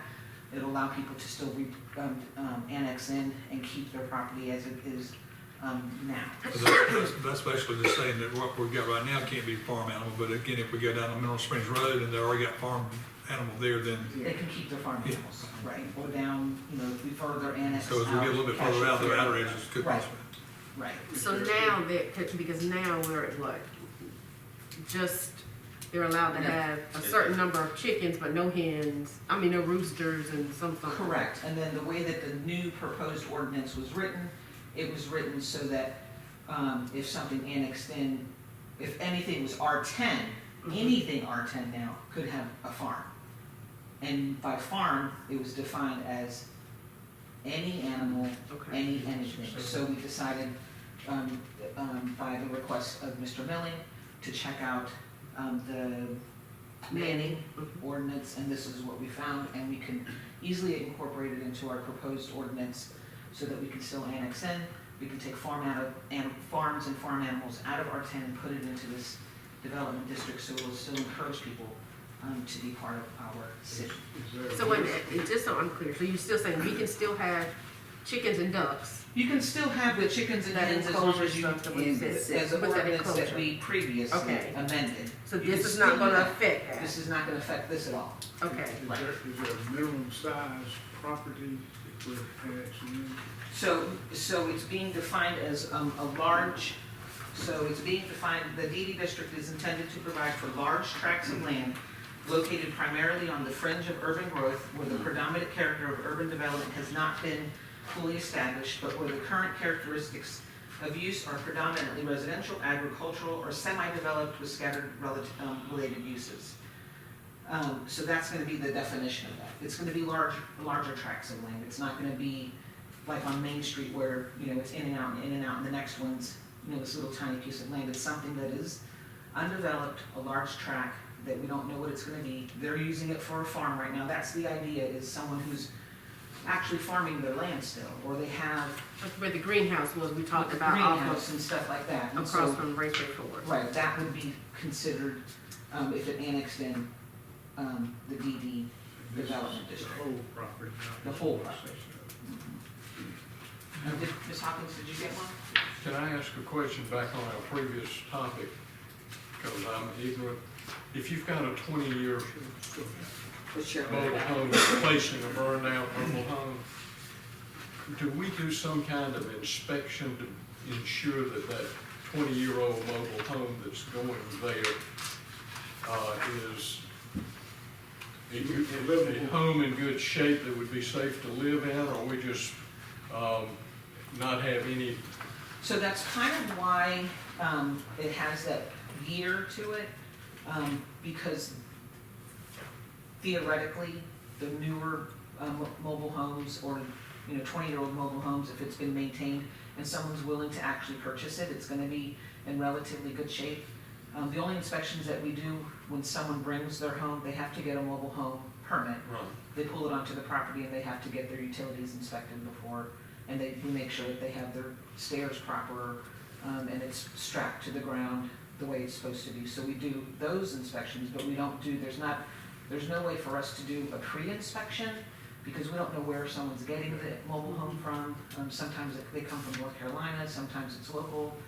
But somebody could pull a good-looking mobile home in, and you got to inspect the setup for is the wiring and the meter base and the set down and tie down, but the inside could be gutted, and they have to then get a permit to build it out. Yes. If they go do any repairs on it. Yes. So it could be a repo trailer that somebody has, supposed to be in good shape, and somebody has beat to death after 2 or 3 years, and they got to go in and repair it. But then they had to get a permit eventually. How about outside appearance? Is it gonna be detrimental to the neighborhood you're moving into, or is it gonna be an asset to? Well, I think that's, once There's again, already one there. when we're putting, The new used one is coming in. right, so, but that's part of putting that time limit of, 20 years. Usually, something that's, 20 years old, if someone's willing to, I have to look at it, I'm not gonna go and give somebody $15,000 or $20,000 on a mobile home that looks like, when I come home, I wanna go, I'm home. Not, I'm But home. we're still not gonna really prevent, you could be living in a $100,000 mobile home, and then it burns down, and all of a sudden, it's not gonna prevent you from going buying a $30,000 mobile home that doesn't look as good on the outside. But at the same, There's no rule. at the same time, you can have a 5-year-old mobile home that someone has destroyed. Yeah. So whether, Cosmetically, is it gonna be an asset to the community, or is it gonna be bringing community? As I say, you don't have that rule over how it really looks on the outside versus cosmetically. no, as long as it's structurally sound. Yeah. Signs missing I on know, it. too much government's too much, Yeah. but you don't wanna destroy the neighborhood too. Well, I think that, I think that we're not giving the citizens the benefit of the doubt. I don't think that the citizen is gonna wanna bring a mobile home into their community that looks bad. No, well, we don't, it's not that we're not giving them the benefit of the doubt, but that there is that one. Yeah, but I mean, We're just, we wanna prevent that. okay, so onward. So the proposed changes, if you look at, so you have those pages also attached. On page 1, we would add, onto page 1 under maps, symbols, and district name, the DD. Which paper are you on now? This one? The new, Yeah, the one I just gave you, this one. Yes. We're just gonna add DD under map symbol, add development district, and then on page 4, where it defines that district, we'll add that language. If you go to page 7, this is where it speaks to the annexation and what it's gonna be annexed in. So we're gonna change that language to read that all petitions of the large tract of land will automatically be a development district, and as demand for development increases, an amendment in zoning designation can be requested in accordance with the provisions of this ordinance, and that would be the provisions that we already have. They would ask for an amendment, it would go, bring it to council would give it to planning commission for them to give some kind of recommendation. Once they give a recommendation, you guys would hear it, and you guys would make a decision about its zoning designation. It's the same thing that we've been doing all this time. They would do the same thing as anybody else that's asking for it to be changed. And that's it. Okay, so this goes in Okay, so, just so I'm clear, let me make certain I'm also understanding, but we are all on the same page, because when we talk about incentives, incentives have to be done through an ordinance, and you have to do the incentives as, they recommend. They said doing it through the planning and economic. But you have to do it for a district or for an area. You can't just do it for like one developer or for a certain developer or a certain area. So I guess when you were talking. The incentive would be for anybody, for the whole city of Darlington, anyone city of Darlington, not just for one developer. Yeah, it is, but I'm saying you also have to do it though by your district, or so you're saying that every district in the city, you don't care where, you wanna have that incentive, okay. Yeah, anywhere you build in the city of Darlington, not just the country club, or not just for Spring Street, or Chestnut Street, or, any, Primary residence. as long as primary residence inside the city limits of Darlington. They build. We're talking about house development This again, this develop, Yeah. so this That's, develop. this development is district. more respective to annexation. Annexation. Okay, Yeah. Right. If down the road, a developer says, you know what, this tract of land, I'd like to do a neighborhood, and then at that point, that person would come and ask for it to be rezoned into something, and that would be dependent on what they're doing. If they're doing, a neighborhood, and it's a high-density neighborhood, and it's contiguous with other high-density neighborhoods, then, that's something that you guys would make that decision. So it would be, the zoning would be contingent on what's around it and what it's gonna be. and this is the next Right. section, okay, so. Okay, so we're good with making those changes for the second reading, okay. The final thing is something that, has been talked about. And I'm not exactly sure what changes that you guys want to make to it, but it's the tree protection and preservation. That's the last thing that you guys wanted to talk about.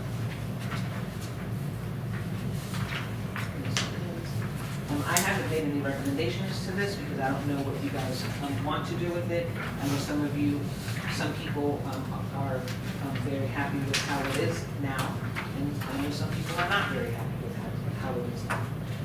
The contention has been from some developers that how strict it is will make it more difficult for them to develop, because if there are heritage trees or trees that would have to, either stay or they'd have to pay into the bank, that, they don't want to pay into something, and then, because our tree ordinance is so strict, we've had a number of citizens that don't like the idea that they can't decide what they are allowed to cut down in their own yard. That it's their yard, they should be able to cut whatever they want down. Our current tree protection ordinance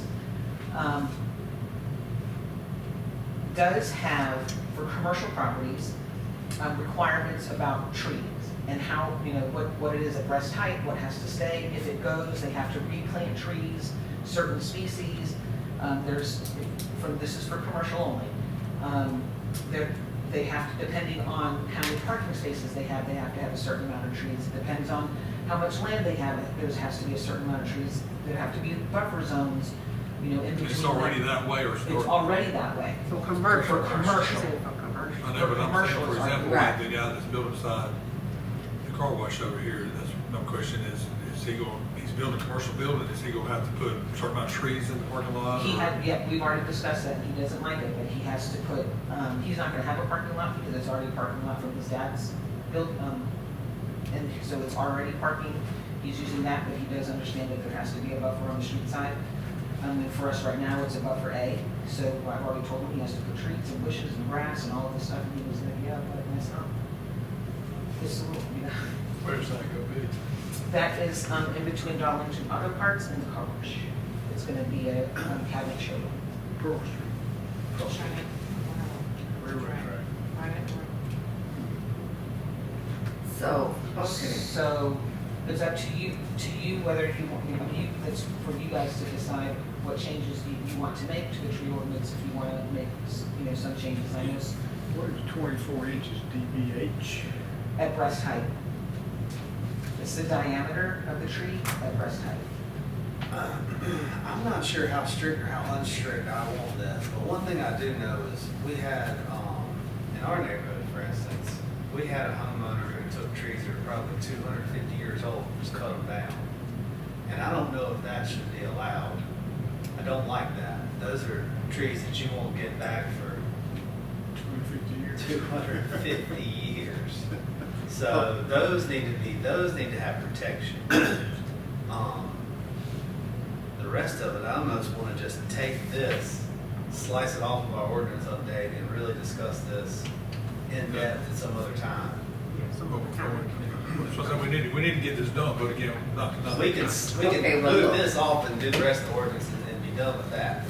But I may would want to slice this off and just, we as a council say over the next 90 days. So what you're asking is, in May, can we vote for the ordinance to be passed with And this not out? include this. Being in there and So, then discuss this? Well, I mean, later? Well, let me ask you, So- this. The problem, okay, here's where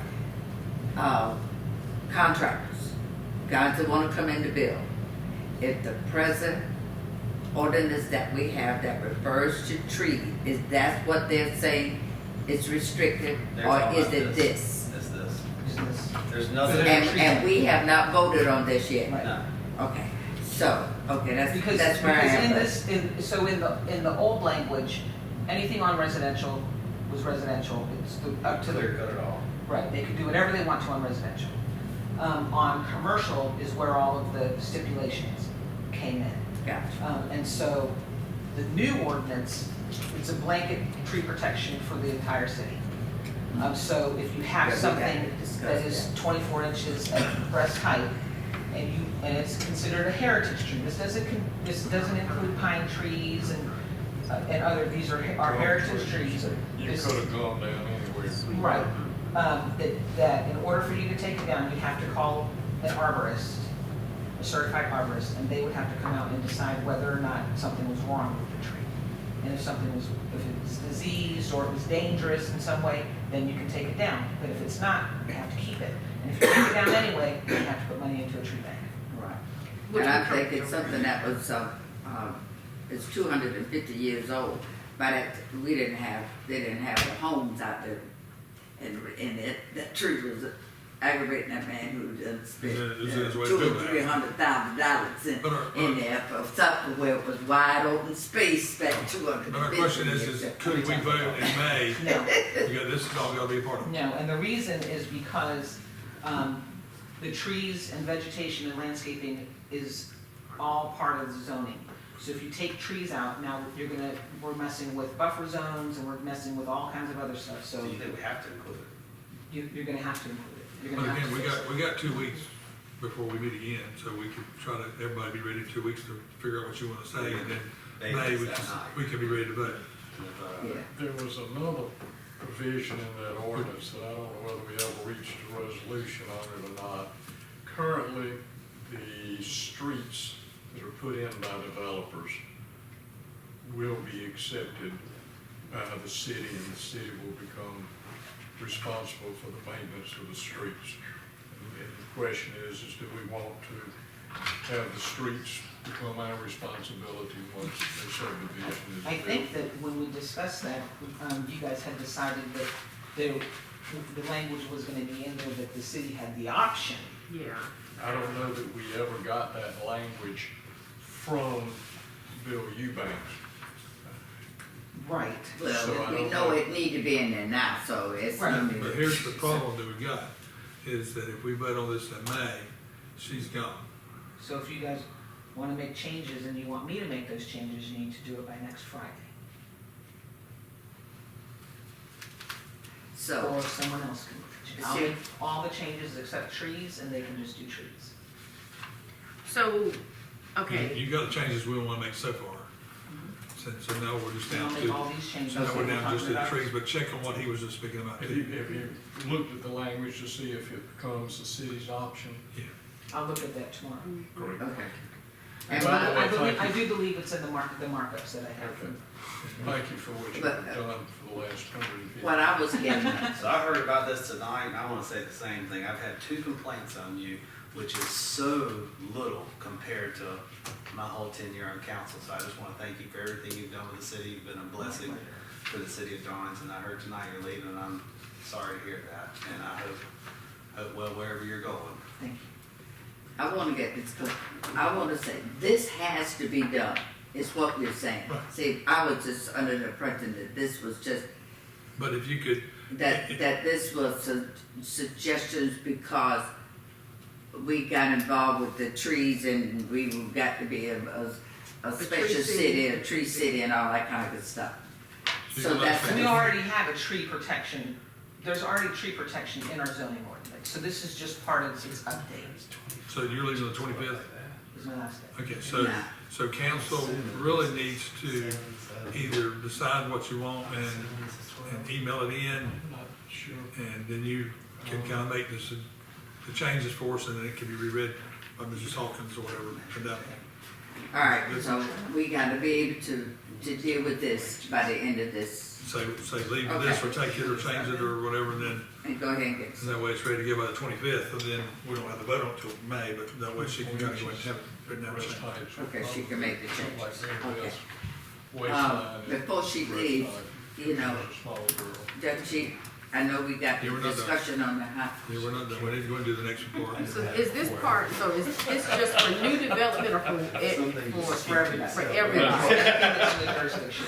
Okay, see, I think, I mean, a new developer needs to have restrictions on, they need to definitely. Well, they do, because, Put in. so we have our land use development ordinance. Yeah. So there's a whole, what their requirements are for our land use development ordinance. So there's a whole nother ordinance that is not zoning.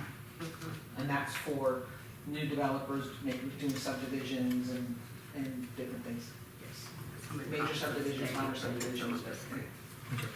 I was just saying, about the time we were talking about ordinances, why let her talk about it now, this last one, Okay, so, and then we'll be done with that.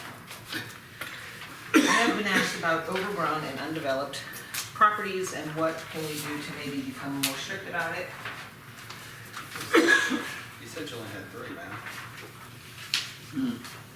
She said she only had 3 things to talk about. I know, I forgot about this one. Well, I'm looking at this right here, but Where are you going?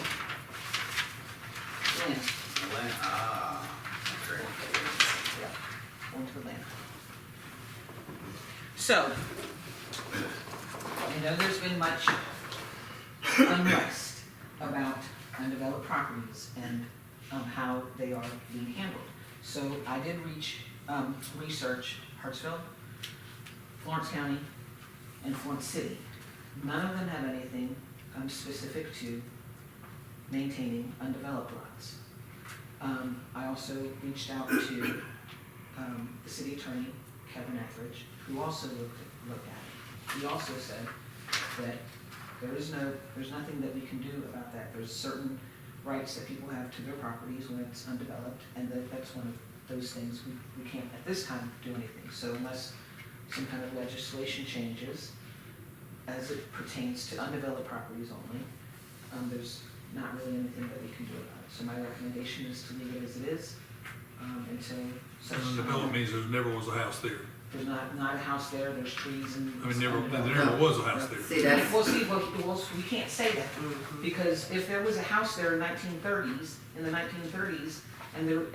and since they tore it down, it has regrown up, it's now undeveloped.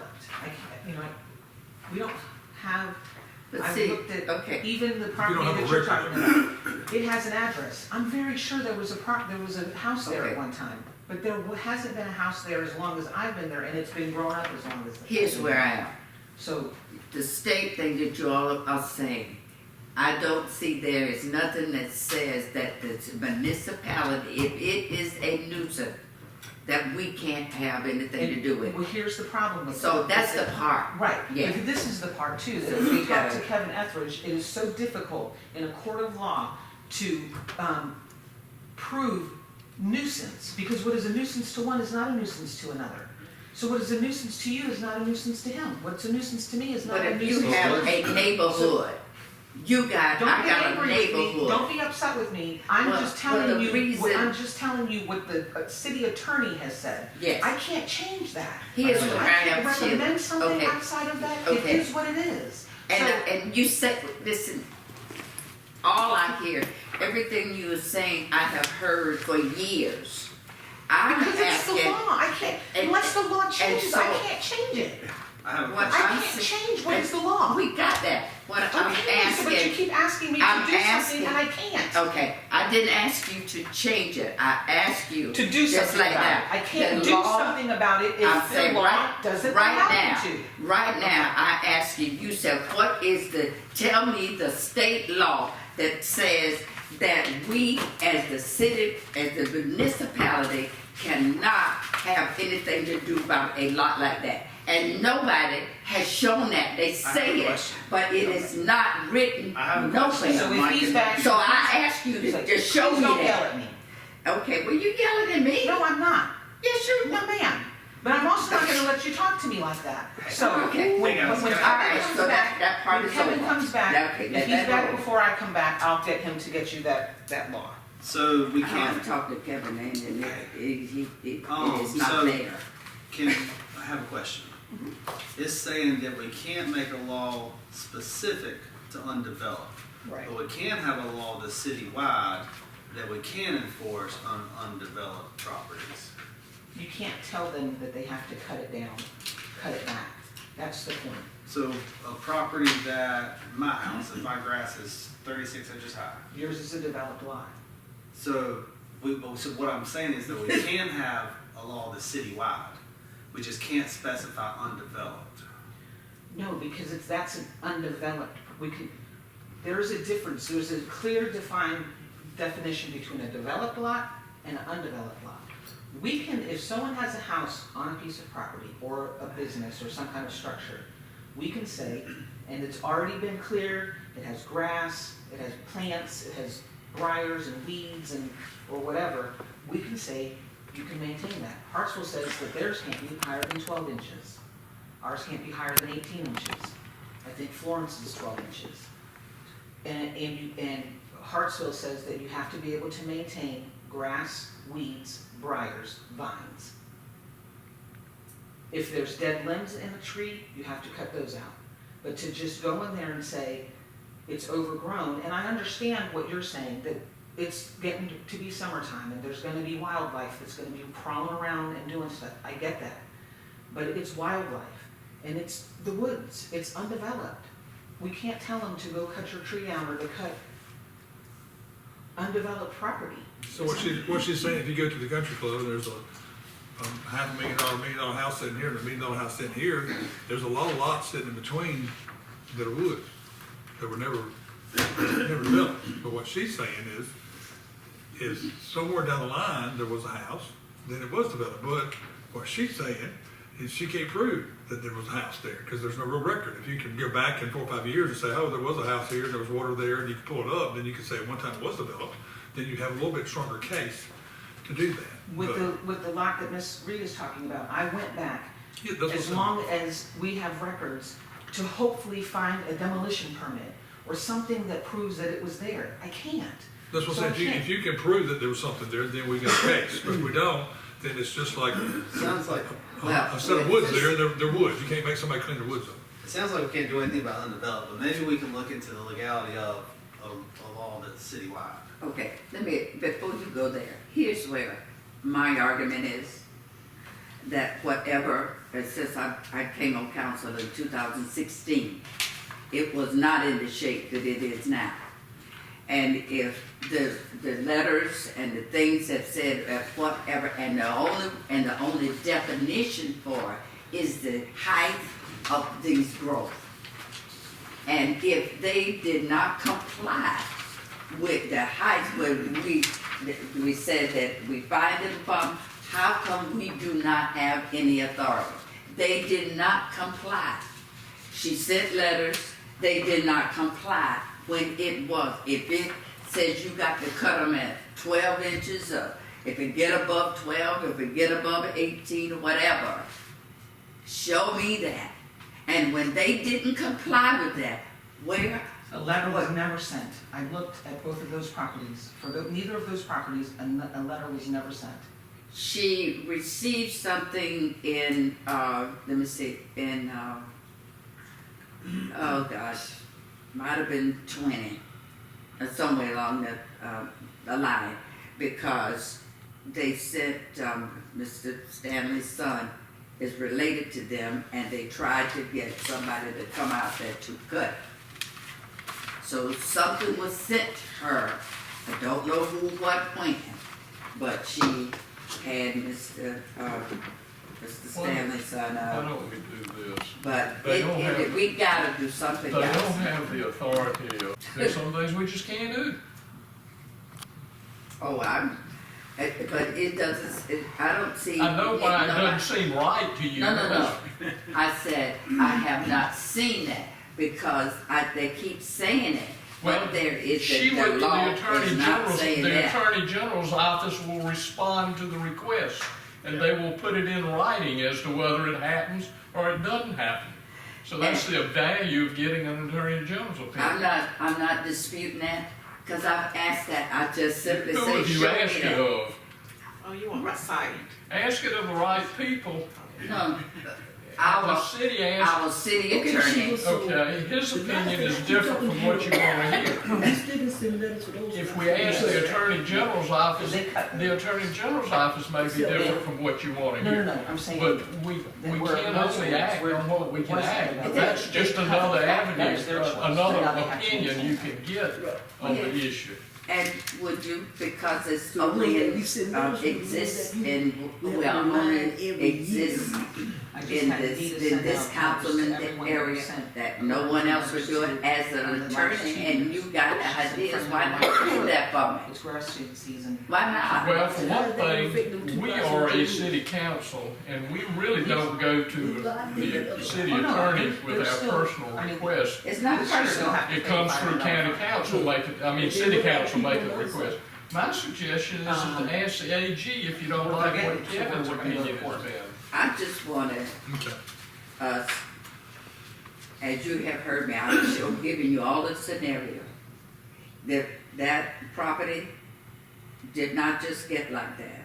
And if we have been doing whatever, it is to me, the labeling, overgrown, overdeveloped, this, all that kind of stuff. And when those snakes came out off of, what was that, your area that we were able to go over there and clean that, or get somebody to clean the lot off. Two lots down from me was in that same area. We were able to get a private contractor, y'all came and cleaned that off. This is continually growing I understand. inside the city. I And when it starts doing that, what then is our option? I'm gonna take you to that, because it's already That's to what that I point. have suggested we do I'm by telling you contacting the I'm Attorney gonna General's start bagging office. all them rats and snakes and bring them over there to see if anybody else do anything. Girl, we got black cigarettes behind us, we got them all. You can't do it, can't. All right, let's go ahead and finish this Yeah, up. it's Let's- 9 let's- o'clock at Yeah, night. let's get this going here. All right. On the splash pad, if you can start, but, before we ask any questions. So, the left side is all the expenses, everything that's green has already been paid. Chris, the contractor, he's green and white because he has been partially paid, but he's not, 100% paid yet. So the grand total for this, splash pad project comes to $563,361.93. Still pending is, Chris, the contractor, the benches, cameras, concrete, spectrum, and signs and miscellaneous, which totals $99,554.91. Out of the, can I ask you real quick, out of the 99,000 you're saying that we still owe, is that including that we've, assuming we haven't collected the 53,000, the percentage of, Right, this is just because we can't collect the 53,000 until we spend the 99,000. right. So, that's. So out of the so it's 99,000, still- we still will get that 40-something thousand off the back. Well, so when we get to column 2. Okay. So as of April the 10th, the project total, I already told you, $560,000, minus what, the appropriation we got for $250,000, minus what the city paid, is again, to complete is $99,554.91. At the end of final project, projected is same number I just told you, $563,000. appropriations of 250, the PARD grant of 53,000, so the city will be all in at $260,361.93. A couple of things that are still outstanding details that need to be figured out is whether or not this facility is going to be attended or unattended. That has been back and forth by council, which that was going to be. It's not required for it to be attended, but it is required to be tested every day, which comes to number 2. We still need to figure out who's going to be the licensed pool operator. The problem with this is that in our area, the pool contractors no longer do commercial pools, they only do residential pools. And so we can't find a third-party contractor to be the pool operator, which means that we need to do it in-house. It has been suggested in the past that the water department would get a license. It was suggested in the past that the rec department would get a license. However, I think Lee is very strapped as it is, and so that needs to be decided. I understand the water department was going to get a license. And the other problem to that is that nobody has gotten a license yet, so until somebody gets a license, it's still not gonna be a list. Somebody needs to pick a volunteer in the water department, whoever's checking our water daily already. But somebody who's Get educated on that, they need to get licensed, they need to sign up this week. Yeah. I mean, like literally this week. I don't know why. Well, we're supposed to be opening up in a month or so. Why we haven't already done that, but, And until that person is named and is certified, yeah. because that person we have to give that name to DHEC and it has to be on our I'm sign. gonna be like Elaine and say, Yeah. if Out of the we don't follow 99,000 through with our obligations, Out of the we have it's turned on at the appropriate I date. mean, Because if it's it's not, like then I'm the- wondering, why are we, as an Okay. administration, Out of the $99,000. You want me to get you a that we have, I know, right? or we will get $42,000 back from that $53,000. I'm sorry? Everybody, let's talk. Gives me a liquor. All right, I know it's late, but let's finish this up. Out of the $99,000 you say we're owing, we're gonna get $53,000 grant from the state, which is $42,000 cash back, because we gotta pay, we get 80% back. So do we No, subtract? so we're gonna get $53,000 back. I thought we only got 80%. That was 80. We're gonna, right, up to $53,000. So we're gonna submit invoices so that we get $53,000. So we get 53,000 back. So then we can subtract 53 from that 99 at the end of what we're gonna have to really, if we could, we gotta pay it out, but we'll get it back. That's what you put right here. That's why we have it at the final project projected. Well, no, I know, but I'm saying, right this moment, we gotta come up where the money's coming from. Yeah. Well, we can't get it back until we pay it, so we still have to figure out where the 99,000 is. But I'm saying is, that we've got limited amount of money here without, plus the ARP money. So out of the hospitality money, we've gotta spend 99,000. Right. But then once we spend that, we will be able to put back in 53 back into the hospitality once that correct. money comes back in, is what I'm asking, okay? Right. All right, now, the benches, we need benches out there, but we don't have to start out if we're, I'm fine with starting out with this, if everybody's fine with that, but those are the nicer benches, we could start out with some picnic tables for How many you get for 16? $2,000 or $3,000. I don't remember, that was something I that know was. they're the nice metal work benches, but I And mean, there's some like stationary benches, there's some bench swings, it was a ton of them. It was more than what I felt comfortable with, because I said you guys are gonna jump up the splash pad with benches and bench swings, and then the kids aren't gonna be able to run and play in the grass. So if you guys knock that number back, or waited until after you see how it works out. that's what's happening, you could actually just put some picnic tables out there and go and get some picnic tables for way less than that, to go ahead and start it out, and then we decide from there what kind of seating we need. Because we need some seating out there, but you got some picnic tables out there, go ahead and put a few more picnic tables out there so they're not. Or just have the picnic tables that you have out there, allow people to bring their chairs, and then see where you are. That's what I'm saying, I mean, And if push shove, they can run, one place, put a bench there. if push the shove, she can approve, oh, we need to get five new picnic tables, and we're fine. So we could actually subtract that part off at the beginning. Because again, you may not, I would think parents would just bring their own chair and sit down. But again, you want some seating out there. Should we just do 4 benches? Just put it 4 corners? Just so there's somewhere to sit? That's what I'm saying, I would put pick.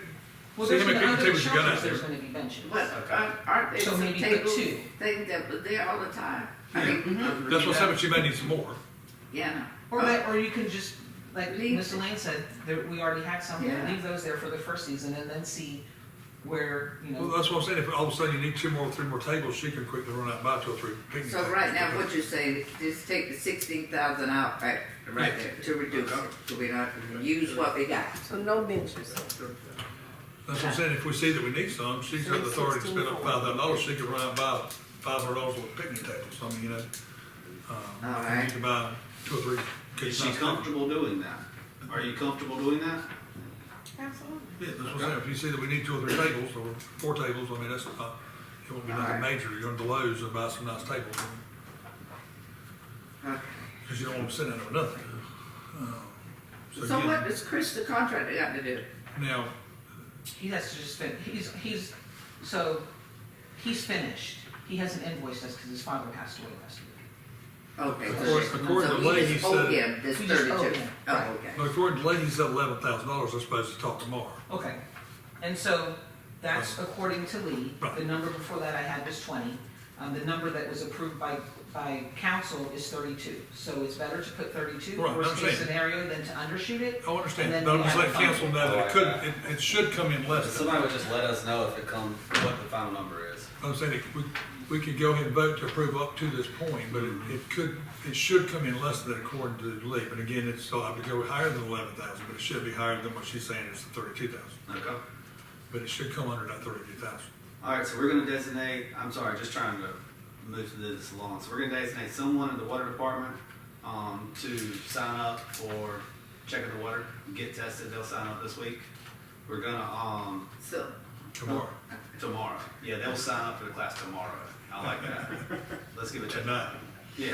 So just, So so, look tonight. force somebody in the water so, and say, you got to go do but this. then, It's 2 times a week that they have to go by during business Doesn't hours matter. to check You the can't thing. tell They somebody. already go across the entire city and check our water at each one of our, each one of our so pump that stations, could at each be one of our something towers.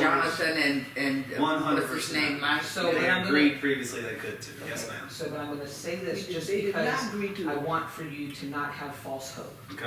Okay.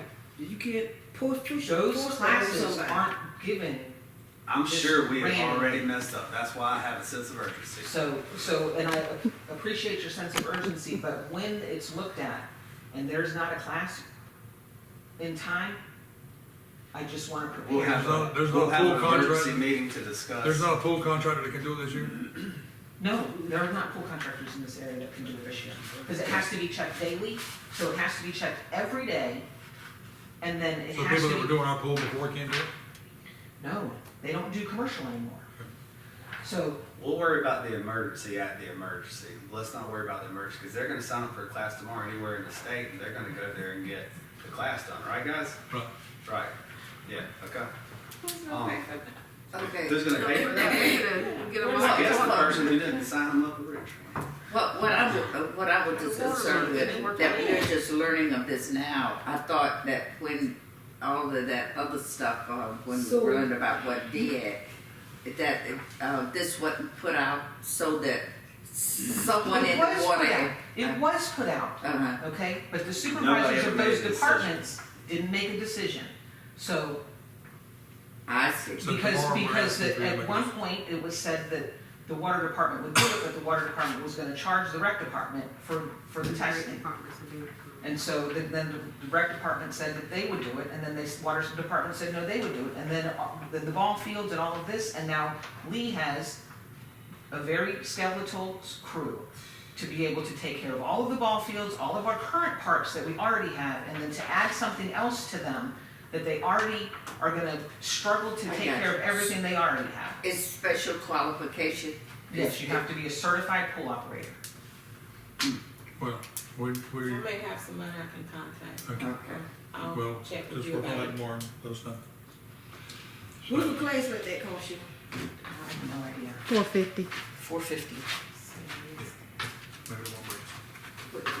All right, so we'll go ahead and work on that. I'm a pool operator, and no, you can't do it online. Okay. You have to go there. You have to be very good at math, and not me. You have to be very good at math to do this class. What are you doing tomorrow? What are you doing all summer? No, thank you.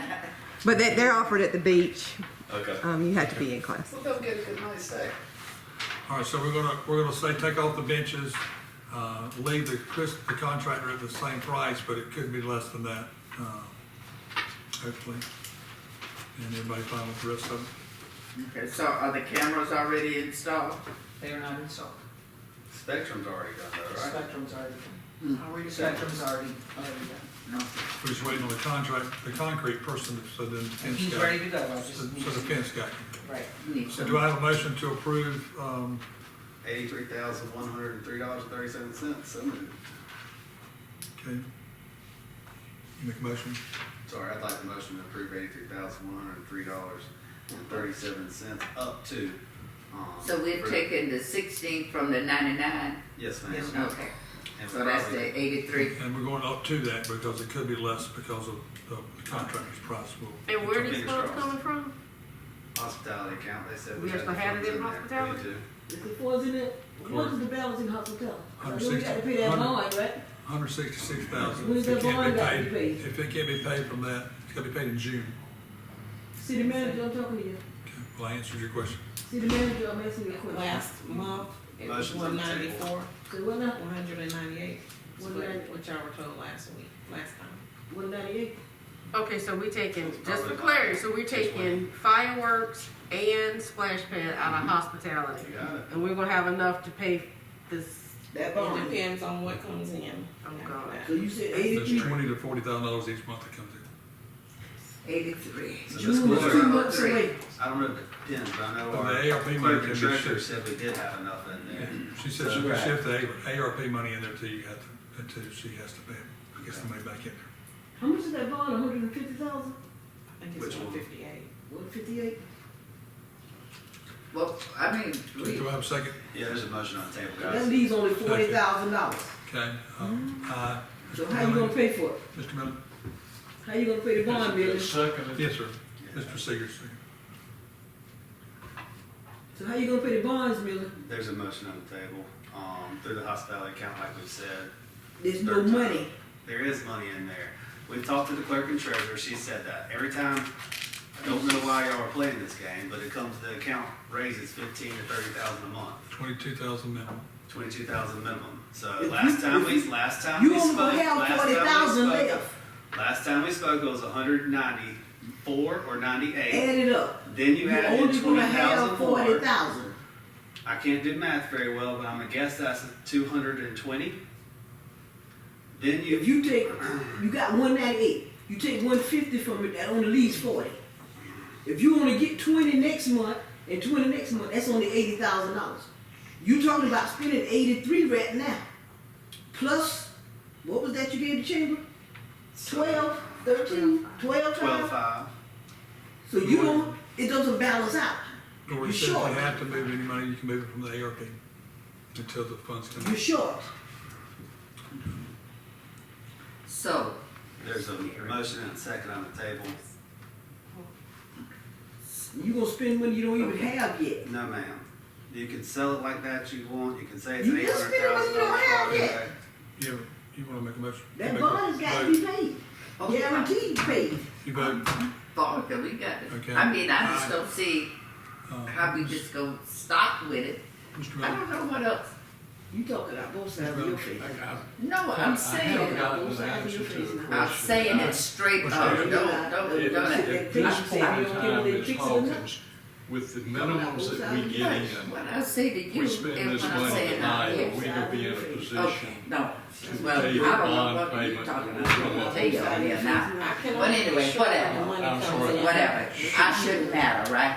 Hey, well, listen, You got it. listen, Okay, then. listen. All right, let that road. Because when you're Everybody talking out please of listen. you're Please. talking out of order. Can y'all please listen to let Ms. Hawkins talk? Yeah, Um, you terrible. Councilwoman. You talk, because you talk about both sides. So what? What does it matter to you? All right, point ladies. of order. How I talk? Ladies, Go ahead, Linda. ladies, Ms. Point Hawkins. of order. Jesus. What I'm hearing the mayor said, whatever Get your the, nose out there behind. whatever is lacking, we can use the ARPA funds to make it the bond payment and anything else that you have approved tonight. That's what I'm hearing. And then shift it back So- to Doris. Initially, there was a plan on the table that was not agreeable to one of the members. So I have let Sheila go full steam ahead, no holds barred, get it done. The 99,554.91 minus the 16,451.54. I was trying to figure out what that was when you 83. called my attention. And then, so if we still have the 198 or 193, my hope was we would spend no more than the 158 that's due in June, but we're not doing that. So what I'm hearing the mayor say is by his knowledge and references, about 22,000 on average that will come in for the month of April, May, and June. That would be about 66,000. So Gloria said there was a minimum over the last year, 22,000 minimum, came in up to as much as 40,000. So where does that put us with the numbers of week? let me. Are we gonna have to pull funds from the ARCA fund? Yes, that's what the mayor is saying. Until you If get there is a shortage, we can Until you use get that the money money back. temporarily and pay it back. And then that 53 will go come, that when we 53 get will our come back. 40,000 refund, wherever that can be. The 6 months 53,000. from now. She's saying 53,000 on refund that we'll get back in. Thought it was less than that, 80% or something. But She's saying we'll get 53,000, is that correct? We have to contribute. But do we get 53,000 back or 42? I've heard both numbers. No, we get up to $53,000 back. Okay. And that would flow back into. That will flow back. How So long we're will it ready- take to come back? We're robbing from Peter to pay Paul. That's what it If we is. have to. That's all we do. But technically, the number is 213 today. Where a month ago, when the last number was given to us, at 193, it rises by, Ms. Pridgeon said $20,000 bare minimum every month. So now we're at 213. Next month, we'll be at 233.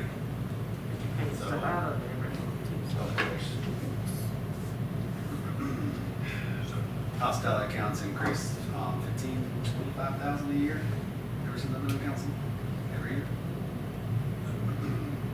Said Starbucks. All right, Sheila, find out when our 53,000 is gonna be available. I'll ride up and pick up the check. All right. Can we vote? Can we get out of here? Mr. Millen, you're I'll back. approve it. Thank you, my judge. Well, Jesus pay Paul, Jesus take the wheels. No, I don't like to do that. I really don't. It's bad, that's bad business. I really don't. That's bad business. We need to get it finished because we've got so much invested. Thank you. Bad business. But I will go on record to say this is not how I would like to do it. But I'll go ahead and vote for it, but that's It's not not how any of us want to do it, but it's fine. I don't need it. I don't think It's gotta be nobody's finished. really, it's Ms. approved by Baccus. the way that it is, but I mean, look where we are. All right, yeah, well, Anyway, Ms. yeah. Ms. Baccus. Yes, no? No. All right, very good. Motion's approved. Thank you. Thank you, good night. Thank you. Good morning. All right, business licensing, that was brought up, been brought to Mrs.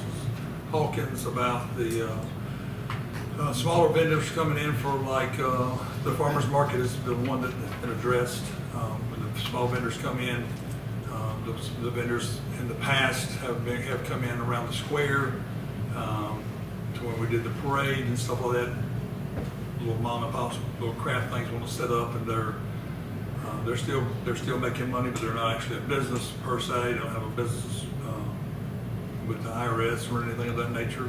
They were being required to purchase a business license, and they're asking if that can be waived. And so I was asked to bring it to council, so I'm asking your opinion on that.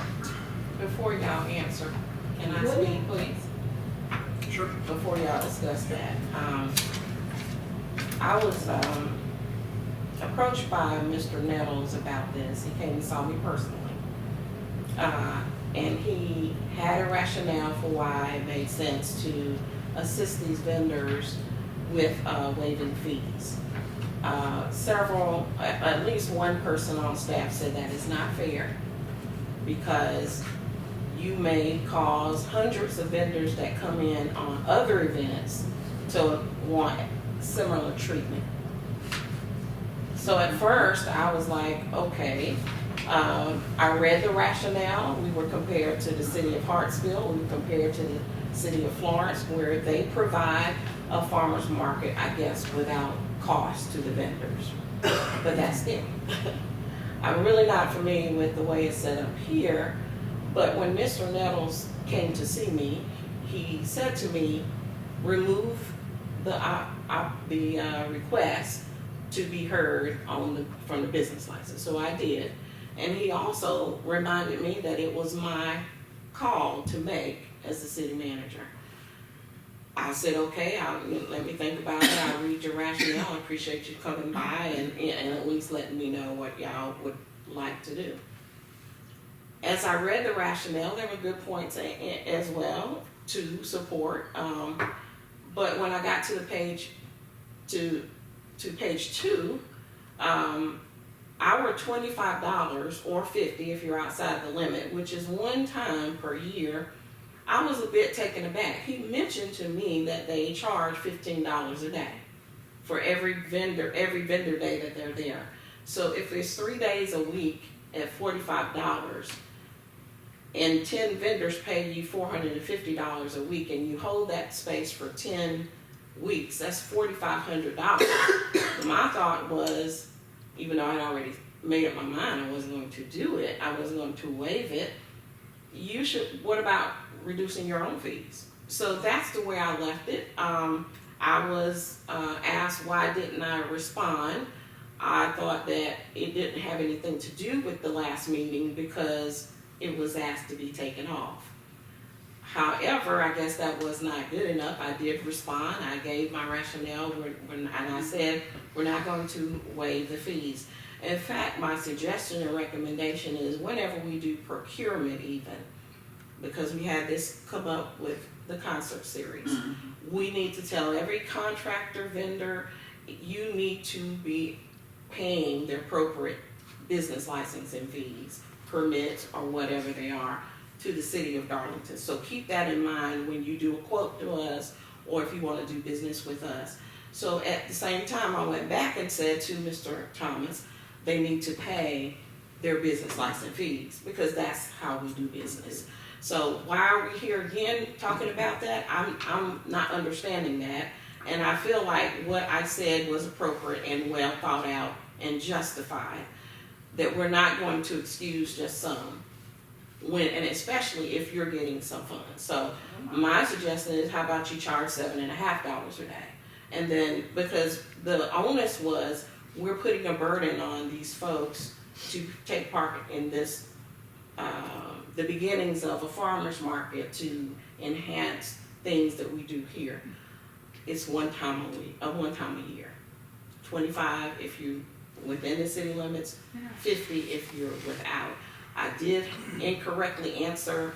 At some point, the state had it $79 or $90 and $100 up to $180, but no longer does that apply. It's $25 and $50, and I think that's not prohibited as it was first put to me, in my opinion. Thank you for letting me speak.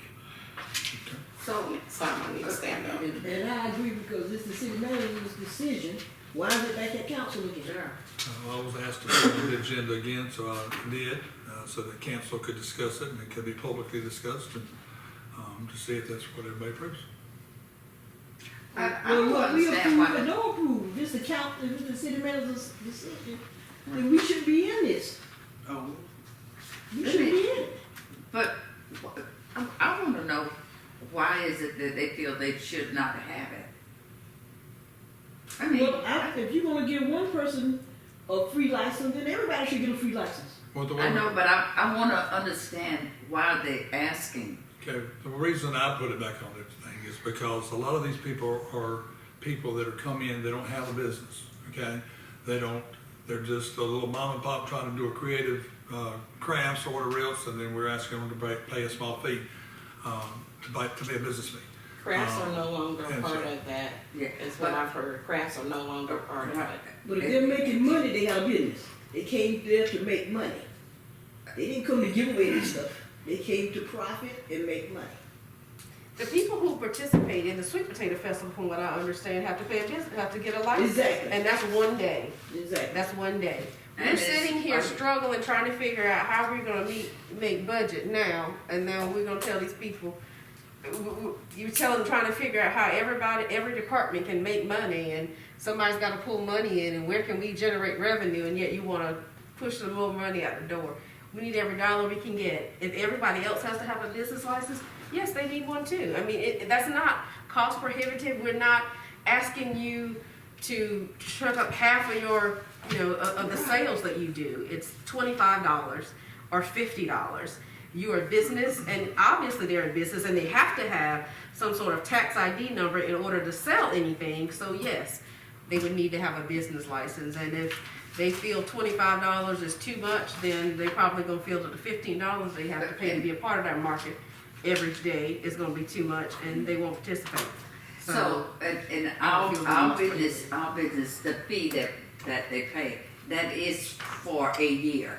An entire It's year, 1 year, so anywhere they wanna go in our and city. regardless of where, because and the farmer's market is open every week, when You pay to go to the farmer's market. You Right. got a booth, you pay. Yeah, I mean, and each time those businesses come, they're paying what you outlined just now, that $15 That's what a I day. was told. Okay. So, yeah, there should be, I don't understand, I'm still trying to see why they felt like they needed to waive it.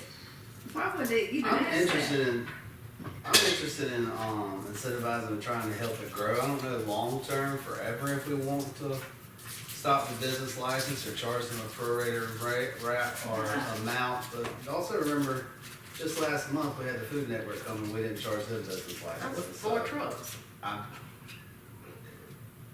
Sure. But So that was I a wouldn't have promotion, thought. it was not. But I'm just pointing out. I'm not saying That's right or the wrong difference. or See, we different or try to put it apples or into- oranges. It was the Food But it's a Network, thought. it wasn't What if an we- individual thing. What if to help incentivize the group that's trying to build up this farmers market for Darlington, we meet them in the middle. Maybe they take half of it out of their vendor fee, and maybe we take half of it out of ours. Charge them all 25 and not 50 if you're out of the city. So if that the case, if every food truck that come into Darlington, who's coming to promote Darlington or build up their Darlington with the food trucks, then they should get the same privilege. And everybody else who come here for a license should get the same privilege. And see, So everybody pay half. most events now, Which you make know, no they sense. having these food trucks, I don't get what, but if they come into the city, they pay the business license. That's what we're promoting. I can't get the ration.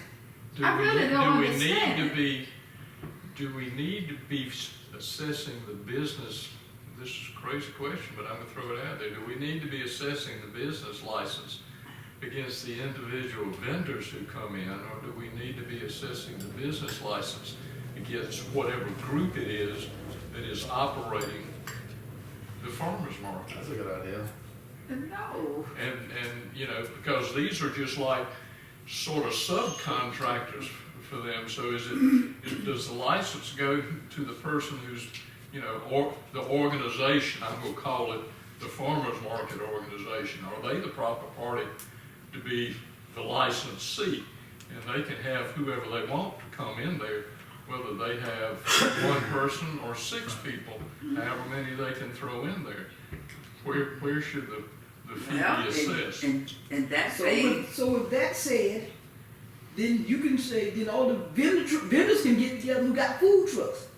And say one person is over all the food trucks. And then one person get a license. Well, and it does the same thing. but the I mean, license, if we did that with They all the food truck cook out the same organization, truck. the license would be based Don't upon matter. All the they selling at the earnings same of the table. food truck All got organization. different tables in that farmer's market. Yeah. Same thing, same It's the difference. same kind of But thing. Sheila, what I'm saying difference. is if you had a food truck organization, the business license would be based upon the revenue generated by the food truck organization. And so that would be the same as any business. If we have the farmer's market organization, then the business license is based on whatever revenue The they pilot generate. club would go get one business license for everybody there at the festival. So but everybody who's selling at that table, how do you know how much they generate? So okay. Well, So you're We may saying that, not, we may not know what they generate, but we will know what the entity, the farmer's market generates, because we know that they're charging a vendor's license. So, it may be that the vendor, one vendor might make $15 sitting there a whole day, another vendor might make $150. Like, for example, at Peddlers, does everybody inside Peddlers, Yeah, they pay a spot, they pay a rental fee for that spot, but do they have to have a business license? I wouldn't think so. That's the way I'm looking at it, is, So that organization, so, and so the Peddlers has to pay a business license. so that organization come back to you ministers and said, okay, this week we gave all the vendors a free week. They may not have gave them all a free week, you don't know. But well, they may say, we gave them a free week and still charge them rent that week. they So charge it's them, still not being, we would be basing our license on the rental charges. that's what I'm saying. The That's what I'm individual vendor might have a good week or a bad week, but it would be the organizer that would.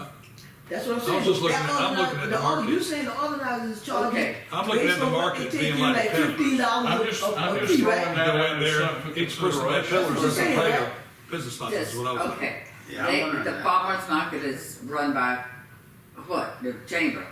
I don't know. Okay, I mean, whoever's bringing that to us, so if it's, if you were saying that, and say the 3 days there, they charge for that, and the chamber paid for the business license, and they do Monday through Wednesday, and on Thursday, one of them things say, okay, we'll continue to operate, but they come out of there and say, go down on Main Street and start selling. You don't think they need to pay? No, I think they do need to pay. Well, then all we're saying then, if they paid that one license, whole year, they could go besides the No, chamber, the they vendor- could go any other place and do whatever they want to The do. vendor would be operating under there, but under the building they- location. but they pay that But if license, they under their name. If they relocate, they're no longer under the umbrella of that location. I'm just throwing that out. It may or may not work. I just think So- we're complicating it. I when think it's this also, is- I think it's also been a long night. We all kind of Yeah. seem to be, at the end of our wits' I end. just want this So to why don't we be do a little research on the consistent. peddler, on some other options to see if there's any legal ways we can make it fair and wholesome for everyone. That is a peddler. Yeah, I don't know what. That is a peddler's license, that's why it was changed. We're saying there's the business, From upwards of $180 We're saying like- down to $25. we're saying like the Peddlers in Florence, not the actual business. Says you go rent a spot, you pay for that spot, is that person that's selling there, do they have to have a business license, is what I'm looking at. And the same thing came up before when we tried to do the parade. That's why I asked for it to be back on here, because the same thing came up before. There was 5 people wanting to do a little thing, and they were selling crafts and stuff up underneath the shelter for Christmas at one time. And again, I agree with you. We're here to make every little dime that we can make, but at the same time, if somebody wants a corner of Wood Street and they're selling lemonade, are you gonna stop them and get them for having a business permit? So, I don't let know. me ask y'all this, the folk that are coming to the farmer's market, are all of those businesses? I'm saying that, I'm just The asking, people that I've seen in I'm there are using business. my friend Mr. The people that I've seen in there. Mr. I Willoughby, don't think so. that comes, that has the same kind of problem. He got his garden, and he's on his specific corner, once a week, with all of his collards and sweet And gas potatoes station. and all like that. So then Does he have a he business said, license? because the farmer's market open on Monday through Wednesday, he comes and do that. Now, he doesn't have a business, but he sells on our streets. He doesn't have a business. Does he have a business license? He just raises, he got a big garden there in the back, and he comes out and sells those collards and carpets and that. He's the one in the red pickup truck. Yeah. Great stuff. Everything is great. So I'm still saying, so, That's what I said, but does he have a business license? no business license. He does. He does? I'm just saying, I'm just That's using not- him, but yeah. Again, but I wouldn't, I mean. So he, Me, I would have loved to ask him. One other thing, I don't know that we go get this thing decided tonight. That but we not, but I think it's Bryant's idea. yes, it's over. I just wanted The to, manager's decision, not yeah, council that's, decision. yeah, it's already What decided. decision? The manager's decision. The only thing I Sensitive. wanted else to say is this. Says the If he rule of law comes, that we if operate he on. came to the farmer's market with the Yeah, chamber, you know everything, don't I have one other Then business explain to license me what question. the, know everything. There was- Everybody listen first, let one This person is talk at a gonna be a time. 3-minute thing, I hope. There was a fellow who was in my neighborhood, If we can be courteous and let Mr. Miller. fellow who was in my neighborhood over the weekend, who was out in the neighborhood soliciting business for a company out of Columbia, going door to door. He was, just there, kind of like, I guess, a full brush salesman. But I don't know, let's go check on it. I don't know that we've got any requirements one way or the other that somebody who comes in to go door to door has to come to the city to make application for a business license or whatever we call it, or that we have anything that regulates the time during the day that they can be making these solicitations, from like 9 o'clock to 5 o'clock. One neighbor called me and was concerned about his wife because he was out of town, and she didn't go to the door, but evidently this person had knocked on the door at 7 in the evening. Well, she was there by herself and her 2 kids. If we go have those types of events happenings in the city, do we want to say if you go do this, you can only do it between 9 and 5? You have to check in with the city, and so that the city will know that you are a legitimate person. He convinced 1 or 2 people that he was legitimate, and they checked on the computer, and there really was a company by the name that he said he was representing. But you never know when somebody's coming in like that, whether they're just casing the neighborhood or whether they are actually a door-to-door salesman. So I just bring that to our general attention so that you can think about, is that the kind of thing that we want to try to put some regulations on, or do we just want to let it slide? so did you not, in checking the company, did you not check to see if